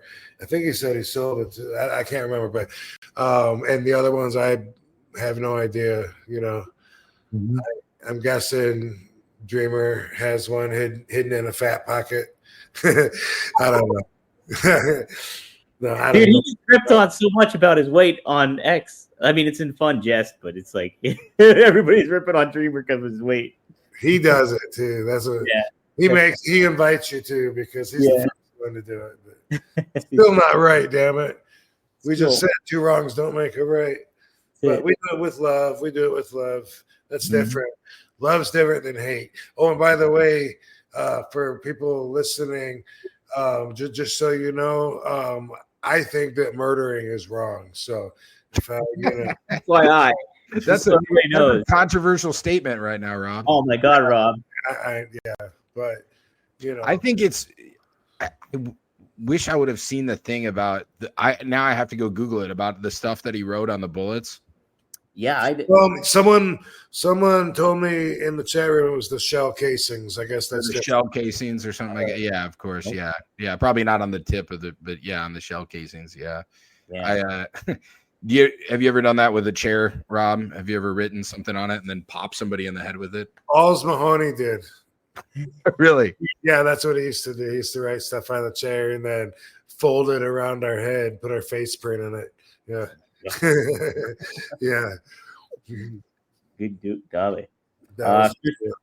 Christopher chimes in, sending positive energy and vibes to everyone in the chat. About to spark this bowl of some sweet Sheba. Peace to all of my cannabis conquistadors. Fire in the hole. Nice. Fucking A, man. Appreciate it, Christopher. Yeah, brother. Fucking stay up. Keep your spirits high. Positive vibes to you. Chiba Hut is a place that's close to where I live, and great. It's toasted subs and a bar too. It's a really cool place. Oh, they have a bar in that one? Yeah, it's all decorated out as marijuana themed. But they don't sell it there, and you can't smoke it there. So it's a marijuana themed sandwich. See, we have one here, but there's no bar in the one here. Okay, yeah. I've always said it's a gateway drug to overpriced shitty food. But I think if there was a bar in there, and there was there's no dispensaries here either. If there was a dispensary, I could hit. There's one right next door to the one I'm talking about. Oh, that's awesome. There used to be one when I lived in Vegas. There was one at one point. I lived like over by where the Raiders Stadium is at, and there was one right across the street from my house, and I was over there all the time. And the guy, I would walk in, and the guy would be like, "Hey, Tom," and I was like, "Please don't say my name." Like, just act. The tourists are like, "That guy know you?" Like Cheers, you're like Norman Cheers. Yeah. Wow. Hey, Tom, welcome back. Rob, I don't know what dispensary you go to, but do they always do the thing where they like give you swag, like hats and t-shirts and stuff? People always give me shit. Well, probably because it's you, yeah. But I meant like I have a delivery. You get the delivery? Yeah. I used to go into this weed, and then they would be like, "Here, you get a free. You spent so much money, you get a free hat." Yeah. And I was like, "Why do you guys do that?" And they're like, "So you come back and buy more weed." I was like, "I'm gonna let you in on a secret. I'll be back to buy more weed no matter what." You're right across the street, bro. Yeah, it's like you will hat or no hat, you will see me again. I'll be back. You don't gotta give me a hat. Come on. No, people always give me shit. I'm always complaining to Katie because like someone wants us to be like guest judges for this thing, and it's gonna come with bag of all this stuff, and she's just like, it's free. I go, I know, but look at all the free shit that we have that's in our cluttered in our free gift room. Bags. You have a free gift room? That's awesome. Yeah, I want a free gift room. So yeah, I'll have like a big stack of hats. Some of it makes eBay if it's wrestling themed or something. Sure. Not an eBay guy. Otherwise, sign it. But otherwise, yeah, like who I don't wear hats ever. So I tell them when they try to give me hats, like, hey, I don't wear a hat though. Don't get it. I don't want to. Okay, thank you. Yeah. You gotta bring AP9 with you, and you hand him the gift bag, and then he just goes, and you're like, all right, you got our shit. Let's get out of here. That's it. AP9 is well known for dating Ice-T's wife, Coco. Coco? I think I remember that, right? Yeah. Yeah. So before. So but anyway, yeah, he did some time recently. I haven't seen him. Oh, really? Okay. Yeah, he was posting on social media like from being locked up somewhere, and then had to have like I think some kind of a job afterwards, doing a regular, being a regular schmo or something, probably conditions for probation, and I was. Yeah, I didn't catch up with him really and don't know what it was about, but I saw he went through that. Condition number 1, you cannot Irish goodbye anymore. You have to stick around. You have to be, we have to know where you are. He's like, Yeah. that probably drove him nuts. That would drive him nuts in prison. Right. You can't Irish goodbye anywhere. Like they just keep losing him. They're like, put him in maximum security. Like, has he done anything violent? No, but we just can never find him. We don't know where he's at. Out of nowhere. He just leaves. I found him under a stack of books in the library. That's it. It is, dude. That is a great way to leave a social environment, though. If you don't, you don't want to say goodbye and go through the hugs and the long, or people saying don't leave or whatever it is. Just if you've seen everybody, they know you're there. Sometimes that's great. Just be like, the door's right behind me. Okay. Hey. I feel like that's a big Midwest thing. Rob, you're Midwest originally. Now you're 40 countries, but I feel like that I live in Iowa, the Midwest. People do, you'll be like, well, I got to get going. And then they start another story and then they follow you to your car. Yeah. And you're like, I said I was going. And then at the end of the party ends up like me shouting at someone. Like, I'm like, I have to leave. Let me go. Like, and the only thing better than that is when they're trying to give you directions and you already got a fucking phone that'll tell you how to get there. Just remember, when you see the gas station, you're like, fuck off. Go back inside. I feel like I've stuck around for long enough conversations that I've earned the right to Irish goodbye anytime I went to. Right. I had a guy stop me yesterday. I was in Rob, you said stuff about stand-up before of like if I had shows or not. I was in Minneapolis last night and I was parked and I had just gotten some lunch. So I'm just like eating in my car before the show. And some guy comes up and he knocks on the window. And it's an old man. I was like, and so I roll the window down and he goes, hey, how do I get to Best Buy? And I was like, oh, here, let me show you on my phone. And so I showed him my phone. And then he goes, what road is that? I was like, it's I-94. Get on over here. And I'm like describing this to him. And he goes, I still don't really feel confident in this. And I was like, what do I do? Like, I'm going to drive you over there? Like, And then I thought, like, I'm getting mugged, but this is like the slowest mugging setup ever. Like, did you get him a sandwich on the way? No, I didn't. Honestly, like if he wouldn't have been extremely old, I would have just sped off. I feel like I get hit up all the time by, I don't know what it is. Like I always wear the suit for comedy. I think they think like I look professional or something like that. Mm-hmm. I don't know. It would happen a lot in Vegas. You're walking, I would just hear, sir, excuse me, sir. That's never anything good. That's Yeah. If you wear a suit, you can get into places, but it opens you up for more responsibilities sometimes too. True. I wouldn't know. I almost never. I hate the only time I've seen I was gonna say Hall of Fame induction. I saw you wear a suit. Yeah, you wear a suit. And then for the W draft, when you were on Raw, you wore a suit for that. Right. Sometimes it's mandatory.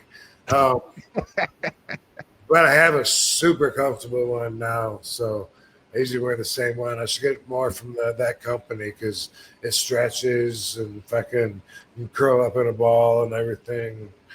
It's called X something. X something. It's so fucking awesome. It's like a suit, but it stretches. It's it's a suit and fucking you can do karate chops. I was just gonna say I learned about Irish goodbyes in Japan, worldly traveler that I am, but it was actually it was a tradition for the boys to go see Joe the Pro Man in Tokyo, and I was very young and new and green. 93, first time I went to All Japan and did a tour over there. And anyway, they took me to see Joe the Pro Man, and then he takes us to the Playboy Bunny Club.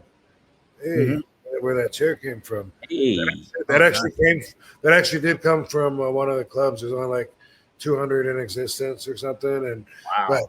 but anyway, Playboy Bunny Club in Japan, and a bunch of the boys meet us there. So there's a big table of all of us, and that's where I learned the peer pressure that they put you under, especially when you're young and vulnerable and green. And so when you have whenever they want, they just start banging the table and going icky, icky, icky, and you're supposed to fucking slam your drink down. And so anytime you have a full drink of Chuhai in front of you, they're gonna say that anyway. Icky, no, oh god, and you keep doing it until you throw up. I remember, I don't know if I throw up or not, but I remember, man, I drank so much. I think there was maybe another young person besides me on that tour. But Johnny Ace was one of the pressure appliers, that was saying, hey, Key. And then I was talking to him, and then he said he was going to the bathroom. And then just a couple minutes ago, I was just like, fuck, Johnny's taking forever, man. I mean, Jeez. Man, did he get stuck talking to somebody? There's the bathroom door. I don't know where he would have. It took me a while, then I was just like, he fucking left. Like, we're in Japan. We're in fucking Japan on the other side of the world, and we fucking just did that. These guys were all American wrestlers that had gone over to Japan, right? Yep. Yeah, I thought you were saying that Japanese people would Irish goodbye when you started, and I was like, I don't feel like they can do that culturally. No. I feel like they have to do it. They have to say goodbye, right? At least you'd be like, I'm going to the bathroom, and then you're like, you're leaving. I saw your hands. It would take a lot of bonding before we would start actually hanging out with the Japanese guys in the social place. Yeah.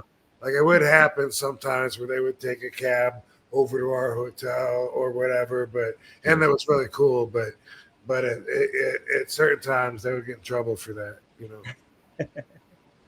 Hey, you spoke of Ottawa earlier on. A fan here, Neil Temple, says, "Yo, Rob." Ottawa Comic Con just days ago. Yeah, he says, "Yo, Rob, great meeting you and Katie in Ottawa." So he was there for you. Right on, Neil. Yeah, appreciate you. Neil's a real person. Neil's real. Neil's real, everybody. A real dude. Neil's real, not one of the cyber trolls. The cyber trolls. Maddie has it. It was awesome, though, by the way. And let's see, did anything special happen? I think the biggest star on the floor was Robert England, Freddy Krueger. Freddy Krueger, yeah. Man, yeah. I bet he had played. Pretty big show, though. Pretty big. Yeah.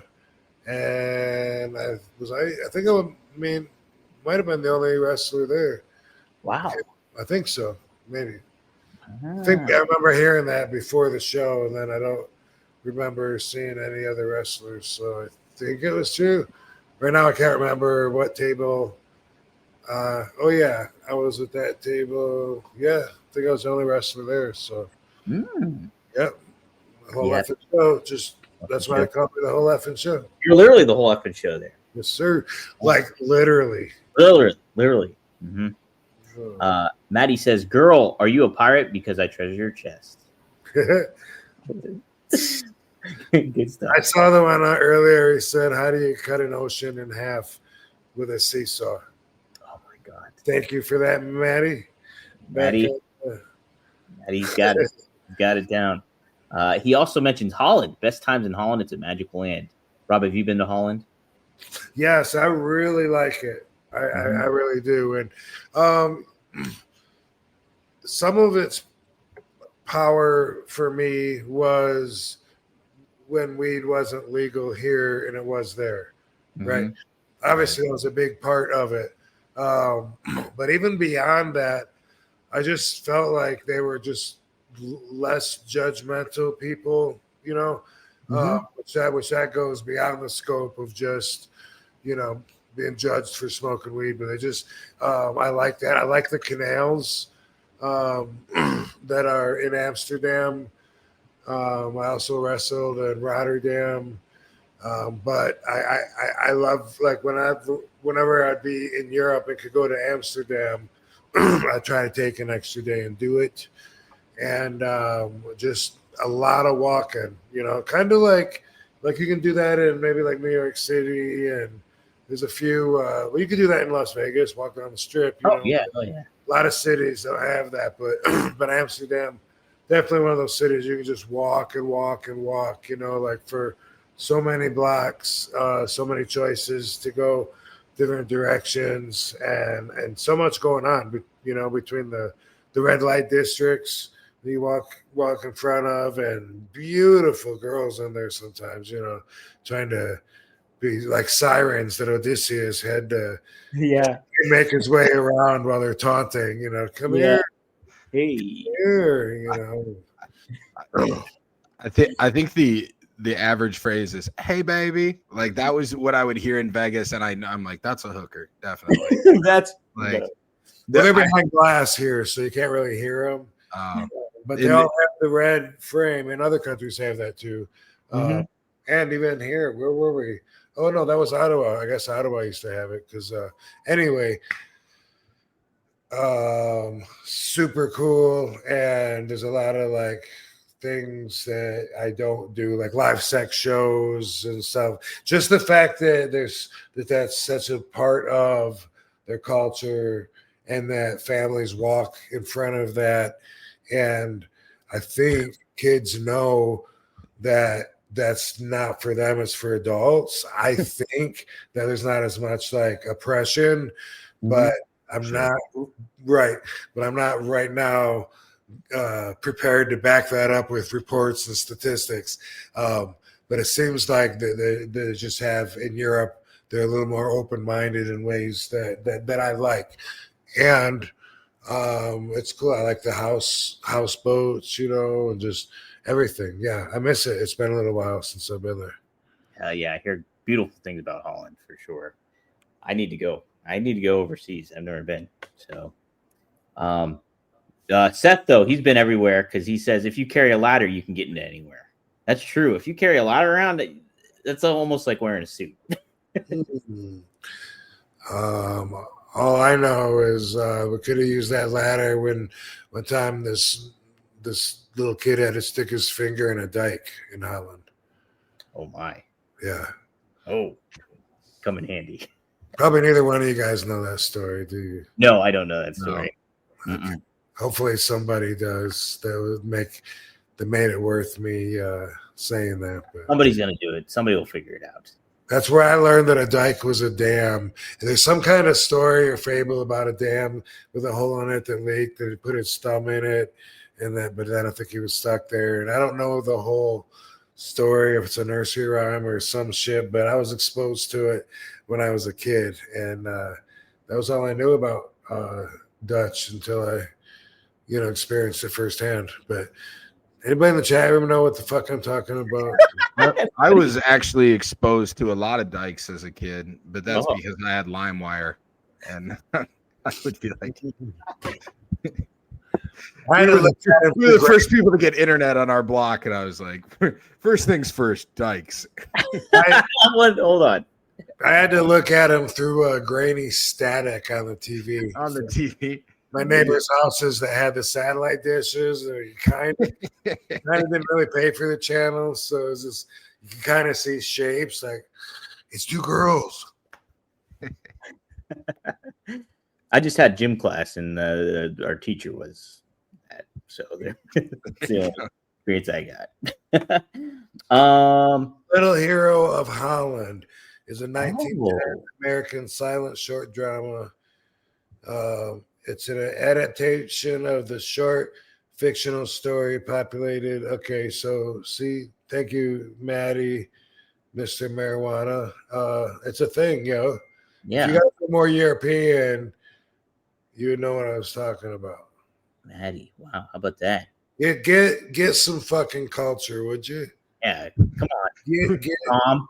Who needs culture when you have Chat GPT? Like that was that totally sounded like AI, didn't it? Can you put that back up? I think it probably was. I bet Maddie typed it in. I The literally Little Hero of Holland was a 1910 American silent short drama produced by the Tannhauser Company. Like that. Maddie definitely Googled and then copied the. That's all right. No, hey, Rob, you're well read. Yes. I feel like I saw it animated, like in a cartoon or comic book or something when I was real little. And I remember like, what's up with his shoes? Because they had Dutch shoes. Yeah, like, yeah. Wooden. Right. They wear wooden shoes. They're crazy. The clogs. There you go. Maddie does say What it up, was. T? I see It was Google. by the way. Hell yeah. That's awesome. Yep, he's a faithful, I know, Twitter follower on Rob's account. What was he from Holland, Michigan? Just kidding, but I did hear the story. Oh, How about that? So they were aware of it as well. that's cool. I was trying to think of the name of that town the other day, and it was Holland, Michigan. So I'm glad you just brought that up because it was outside of Grand Rapids, and I was thinking about the stupid story when I was really young. This would be our first karate tournament. Me and Dango, Andy, and I think Andy's brother Scott. Even there was like four of us. All went to this open invitation karate tournament in Holland, Michigan, and we didn't know what we were doing. We didn't know the rules or anything. You just needed a white belt, which you could buy. You started a white belt. We got white belts and got into this thing. And like we were throwing punches and shit that you weren't supposed to. And people were angry, you know, because we were, we didn't know. We had no idea. It was, you know, but anyway, I was trying to think of the name of that city. Yeah. It was Holland, Michigan. Just thinking of it yesterday. So. Rob, my geography is poor with Michigan. Is Battle Creek on the west side of the state or the east side of the state? It's considered the west side. Okay. Considered the west side. It's more west than central, you know. Mm-hmm. So like 2 hours east is Detroit. Mm-hmm. And if you go, can you go 2 hours west? If you go 2 hours west, you might be in Lake Michigan. But 20 minutes west is Kalamazoo. And then if you keep going west, there's Grand Rapids. But I think you got to go north a little bit. But yeah, so we're west. Well, okay, interesting. Okay, I'm glad I knew that now. Now I'm aware because I heard Detroit was more east. So. Yeah, I would say Midwest if that's an option. It is an option, Rob. Sweet. I'll take it. I'll take Midwest for 420. 420. Hey, Tom. Seth here is curious if you have a YouTube channel. You know, if you YouTube me, there's like a couple clips out there, but I have most of my stuff is on Instagram. Okay. So my Instagram is Tom Garland LV, like Las Vegas, and I've just never changed it. Yeah. So Tom Garland LV, you can see all my clips on there.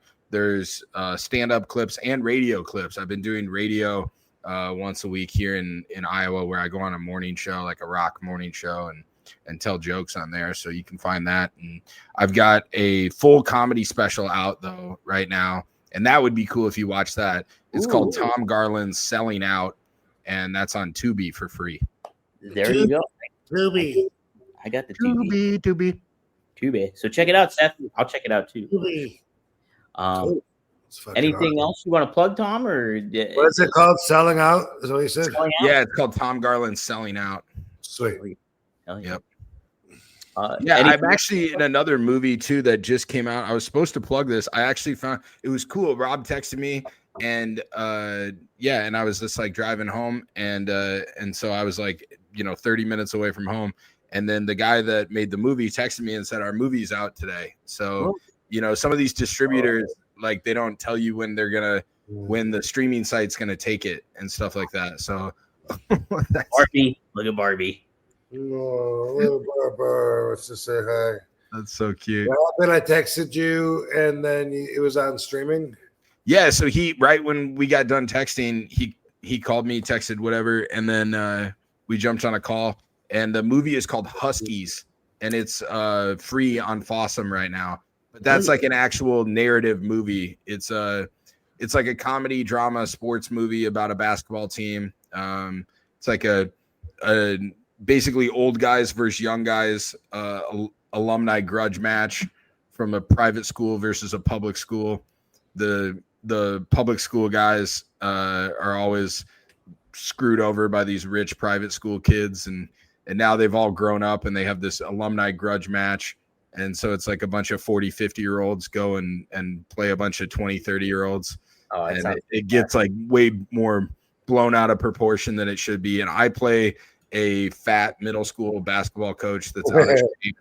And instead of trying to get in shape, I just like eat hamburgers and smoke a vape and yell at kids and stuff like that. So I'm kind of one of the bad guys in it, but it was really fun. So Huskies, that's on Fossum. And then the comedy special, Tom Garland Selling Out on Tubi. Sweet. And Headstrong, man. That's really, that's really the one, like that's, if anybody knows me from anything, it's that, Cool. It was the first thing that popped up when I Googled you. Yeah, it's cool, man. I mean, it really, what was so funny about that was that, Rob, I was telling Dom before we got on the call, I don't know if you even remember exactly when we met, but we met, I think it was like 2014, 2015, something like that, maybe. Yeah. But you were performing stand-up in Las Vegas, and I got booked to open for you. And then afterwards we were talking about doing stand-up, and I said, you should tour. You should do some comedy tours.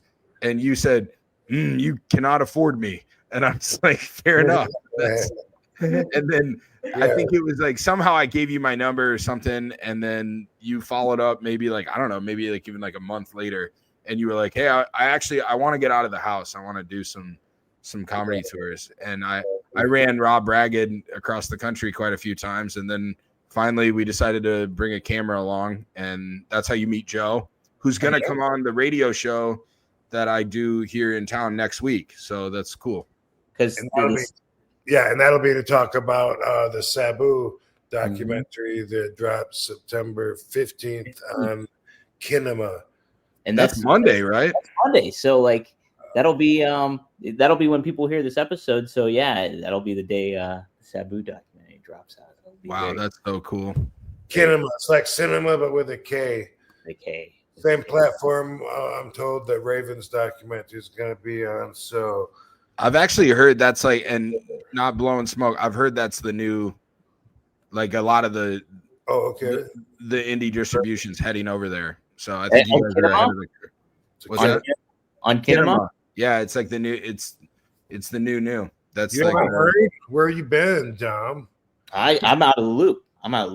I don't watch anything. I don't read anything. I still got to read the Celestian Prophecy and all that. It's a cool platform. As I understand it, you can kind of do like this, where you can jump in a chat too while it's on, and you can have viewing parties and different stuff like that. And sweet, yeah.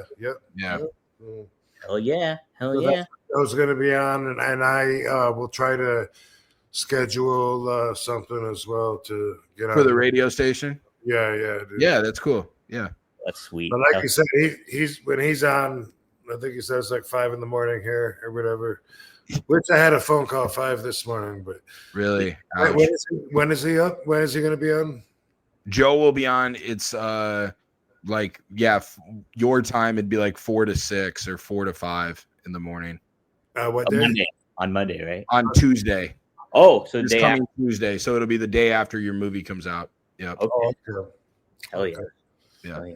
Anyway, yeah, Joe in Backyard Studios, very talented kid. Tom introduced us together, and hopefully we'll do a lot of projects together because we talk about projects all the time, but he also has some of his own projects and own agendas.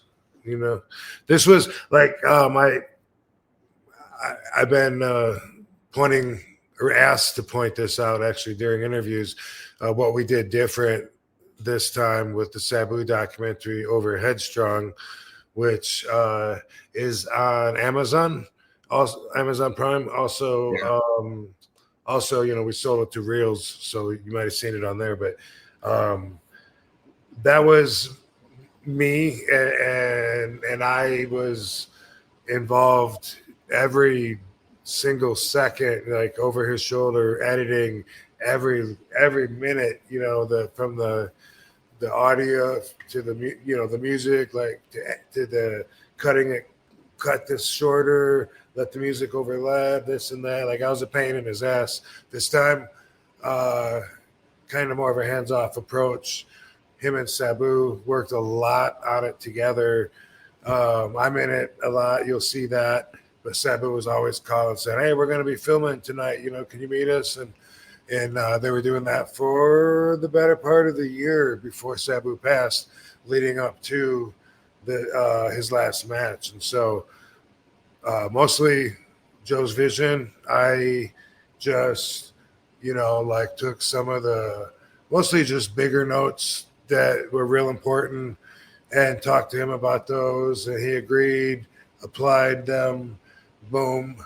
So, that's what we did. That's a little different. And definitely hope everybody loves this because we have ideas to do a lot of other movies on wrestlers, especially ones for me that don't already have documentaries done on them, Right. Yeah, that'd be great. I mean, like, you think about some of them, like Michael Austin would be great. Like Mike Austin. Yeah, exactly.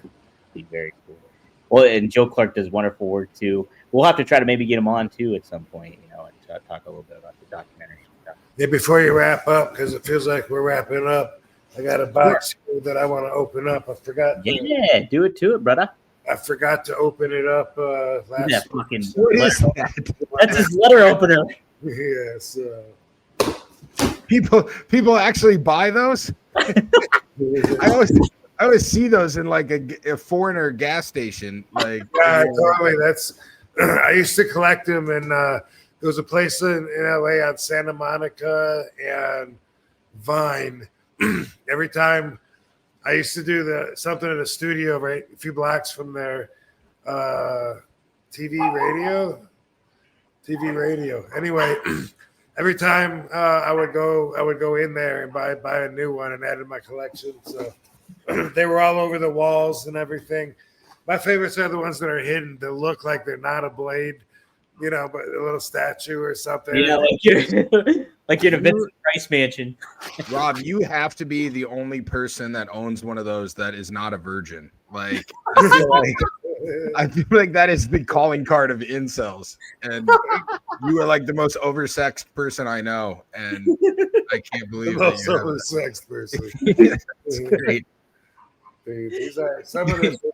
I love like at the flea markets and shit. Like I used to love. It's been for decades since I've been there, probably, but I used to love that. Finding the martial arts booth that has the ninja stars, and I feel like it's like ninja stars, then lightsabers, and then sex doll right after that. Then it's just like I started with ninja stars, and then I bought this AI doll that vibrates. I don't know. I used to sharpen them with a knife sharpener, and the stars, and then fucking throw them into trees and shit. Stupid, yeah. But anyway, this box comes from Mass, MASS. They've been sending me supplements forever. As I just said, decades. I got to say it again because they've been sending me shit for decades. John Drake, good dude. He runs this Mass Muscle and Sports Science. See how that works? So yeah. Some fucking protein that I got from Mass, bro. Whoa. Okay. Oh, look at that. Got some of that and some more of that and some more of that. and also got some aminos, fucking synthegen, fucking amino acids, which are basically that's what peptides are too. Which I like peptides a lot, and they're just a bunch of amino acids that have a singular purpose. And they get in on your body, adaptogens, melatonin, tubulus terrestrius, some other shit to help you sleep and encourage your growth process. And guess what, guys? Uh-oh. A hat. You got a hat. Who wants a hat? Great. I thought you were gonna be like there was a throwing star in the bottom of there. No, but hey, thank you, Mass Supplements, as always. It's awesome. I fucking waited a week to open that box because I forgot last week. But had it, and Tom, I'm giving you this hat, bro. I'll take it. Thank you. That's your parting gift for showing up this week. They say if you get to know someone's supplements, you get to know their thought process. Oh, there we go. There you go. Matty chimed in. He said, "Moo Man," that's his dog. He says hello in Boston. Triple A In Boston. in Boston. Yeah, Rob, what do you think about WWE acquiring Triple A, the Lucha Libre? It just seems like I've said every week the WWE's just on the grow and bringing in so much money that they're trying to find pockets to crevices to stuff money into, and they're going to be doing things that are smart where they can make more money and dominate and own and acquire more and more of the world. That's how I see it. And thing about the AAA is it seemed to come out of nowhere, at least from, I'm not the most on top of everything when it comes to that, but I never heard anything. And even like with the TNA thing, it doesn't seem like there was a lot of talks about like, hey, they're talking about maybe doing this. It just kind of seemed like overnight it was just like, oh, guess who WWE owns now? Yeah. That's all Lucha, right? Yes. I think I stumbled on that by accident. I have a VR headset. Arriba. Yeah. Arriba. I put the VR headset on, right? I bought it for my wife for Christmas. She likes video games, and so it's a big video game. I put it on, and they have for porn, bro. Yeah, it's porn. That's the new LimeWire is the VR headset. No. Yeah, exactly. No doubt. So I'm in the VR, and then they have like a thing. It's called like Spaces or something, but you can go to like events, and it puts you like in a pocket of people at events. And one was a luchador wrestling, and I was like, oh, this is cool. I'll do that. But I didn't realize that I had my wife's like profile on, so it's like her avatar, so it's a girl, and so I was all of a sudden the only woman at the luchador VR hangout, and all these guys, hola chica, hola. They're like coming up to me, they're like hola, and I was like, oh, I'm a dude, and then they're like, oh, what the hell, man, that's a dude, man, that's a dude. They all threw their throwing stars at me, and they got the letter opener. Yeah. You needed some of your own. That's it. Frankie Teresa says that Tony Montana in Scarface is watching the news and the reporter, and they said all you can do is put your finger in the dike and pray. And Tony said, "Who would want to put their finger in a dike?" That's my first ever Tony Montana. That's pretty good. Good. You gonna put your finger in a dike, man? That was way better. Huh? You fucking serious, man? I'm trying to give you guys some couth. Yes, Look right. that one up. Try to culture us here, Rob. We're a bunch of miscreants. That's it. All right. Hey, I guess that's it for this week. Tom, thanks for joining us, man. We got to get you back on here.